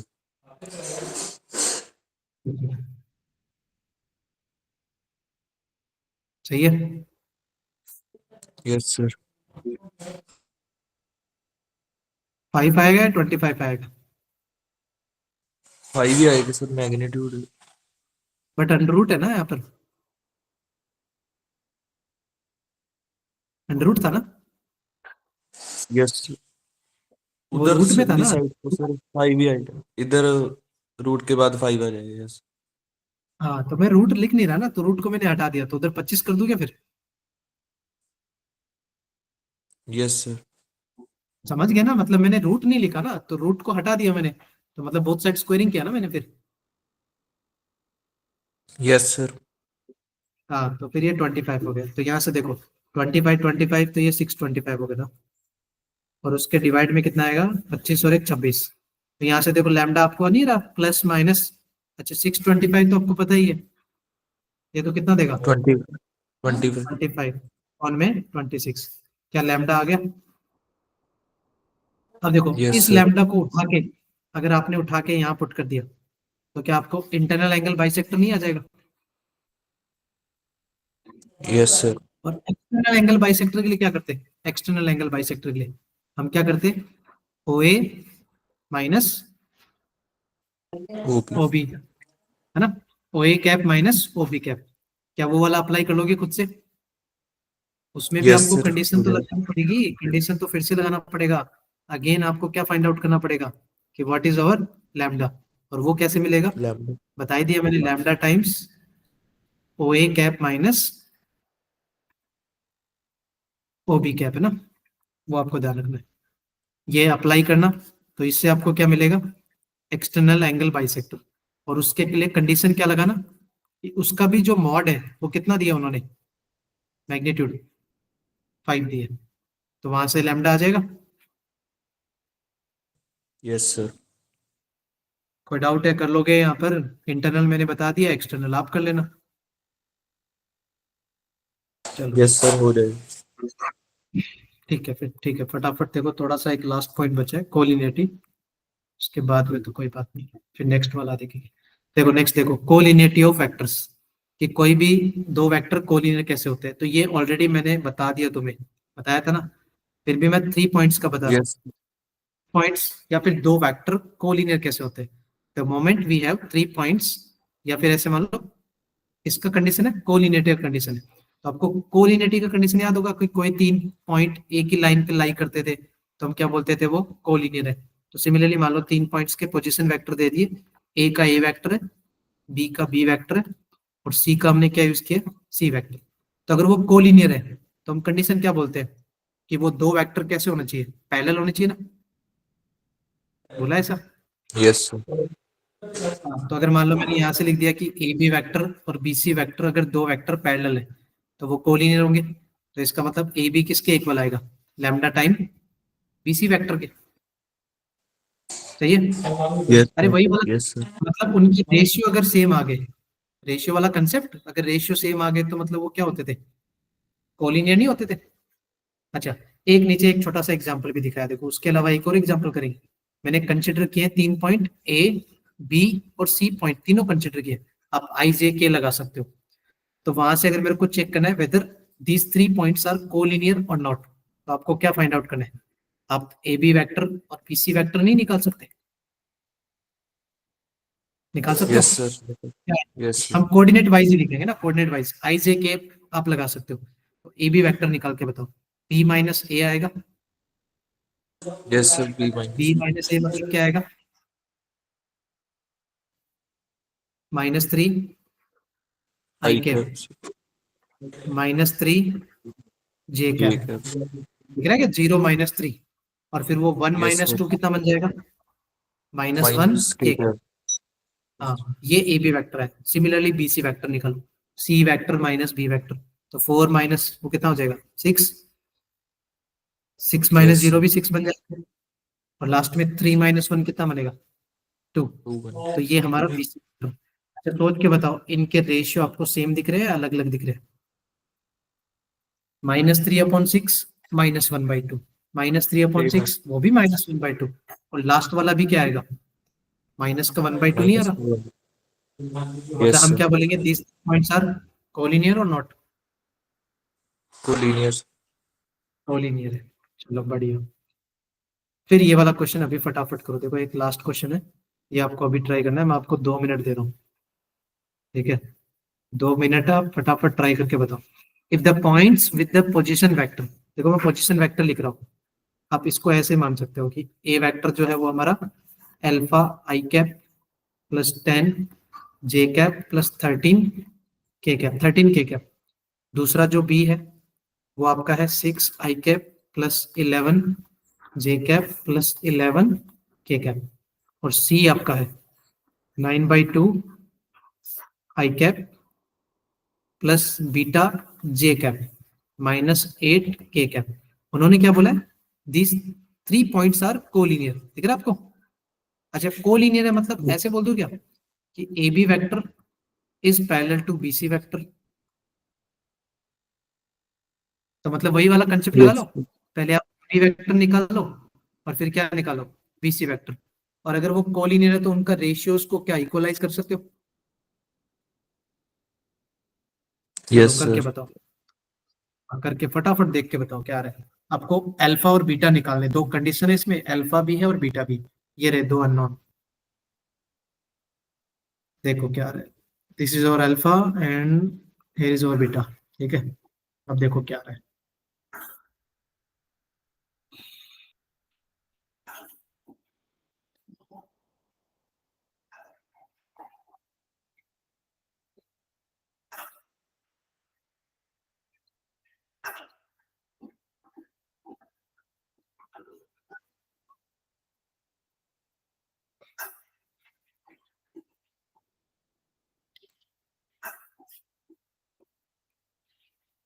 ए बी वेक्टर आ गया आपका,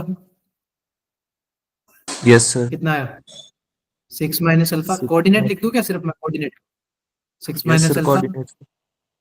हाँ, 11 - 10 1 आएगा, और फिर यस सर, 11 - 13 कितना आएगा? -2 -2। 2 आ गया। -2 ना? यस सर, ठीक है। माइनस बीसी वेक्टर क्या है? बीसी वेक्टर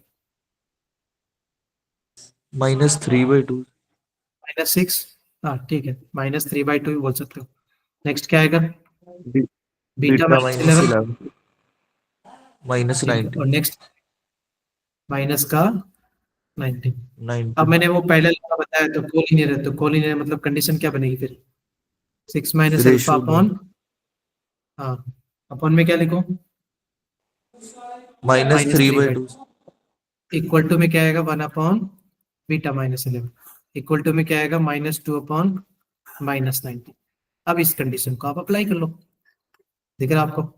कोई भी दो कंडीशन, आप एक बार इन दोनों को इक्वल कर दो, इन दोनों को, ठीक है? तो वहां से आपको क्या मिलेगा? बीटा मिल जाएगा। और अगर आपने एक बार फर्स्ट और थर्ड को इक्वलाइज किया तो आपको अल्फा आ जाएगा। चलो देख के बताओ क्या रहे, व्हाट इज और बीटा एंड व्हाट इज और अल्फा, चेक करो।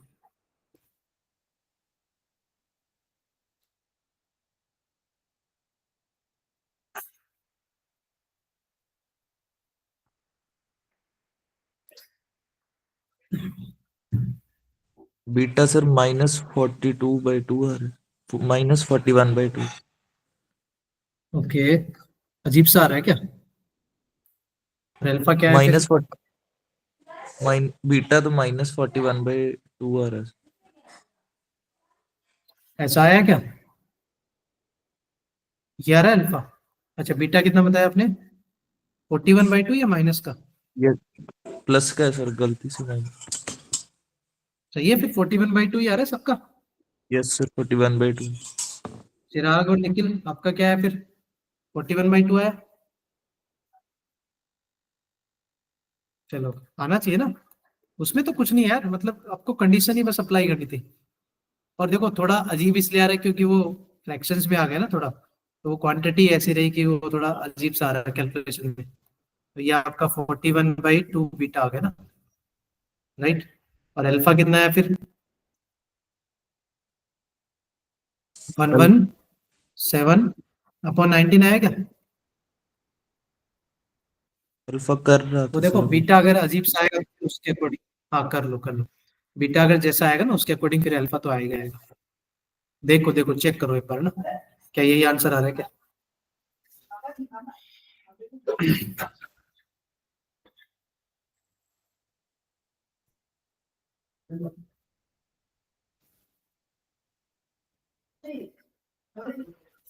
आपको फर्स्ट और थर्ड को इक्वल करना है ना, फर्स्ट और थर्ड को।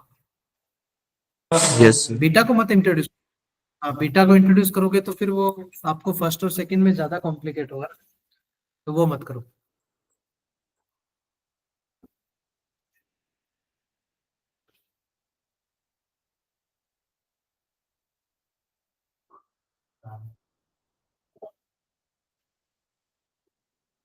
यस सर, इतना ही आ रहा है। चलो, कोई डाउट है इसमें?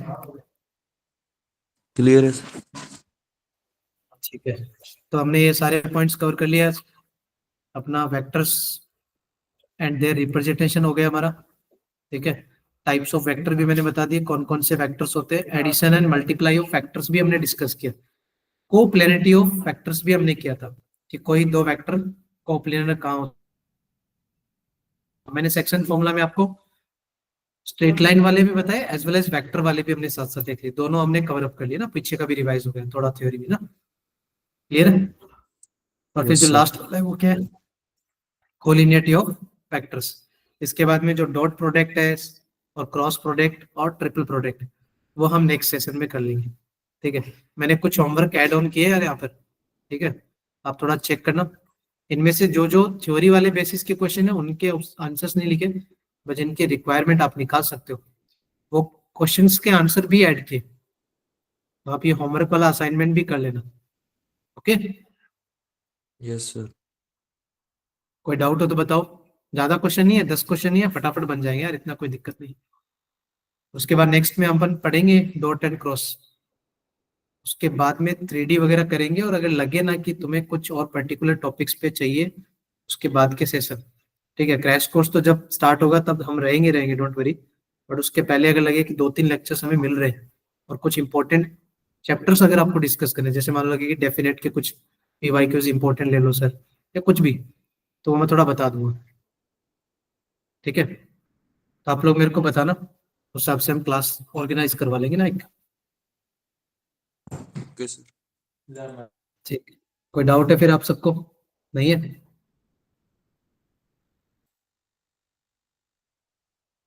चलो, तो ये इनका एग्जाम कब तक रहेगा फिर?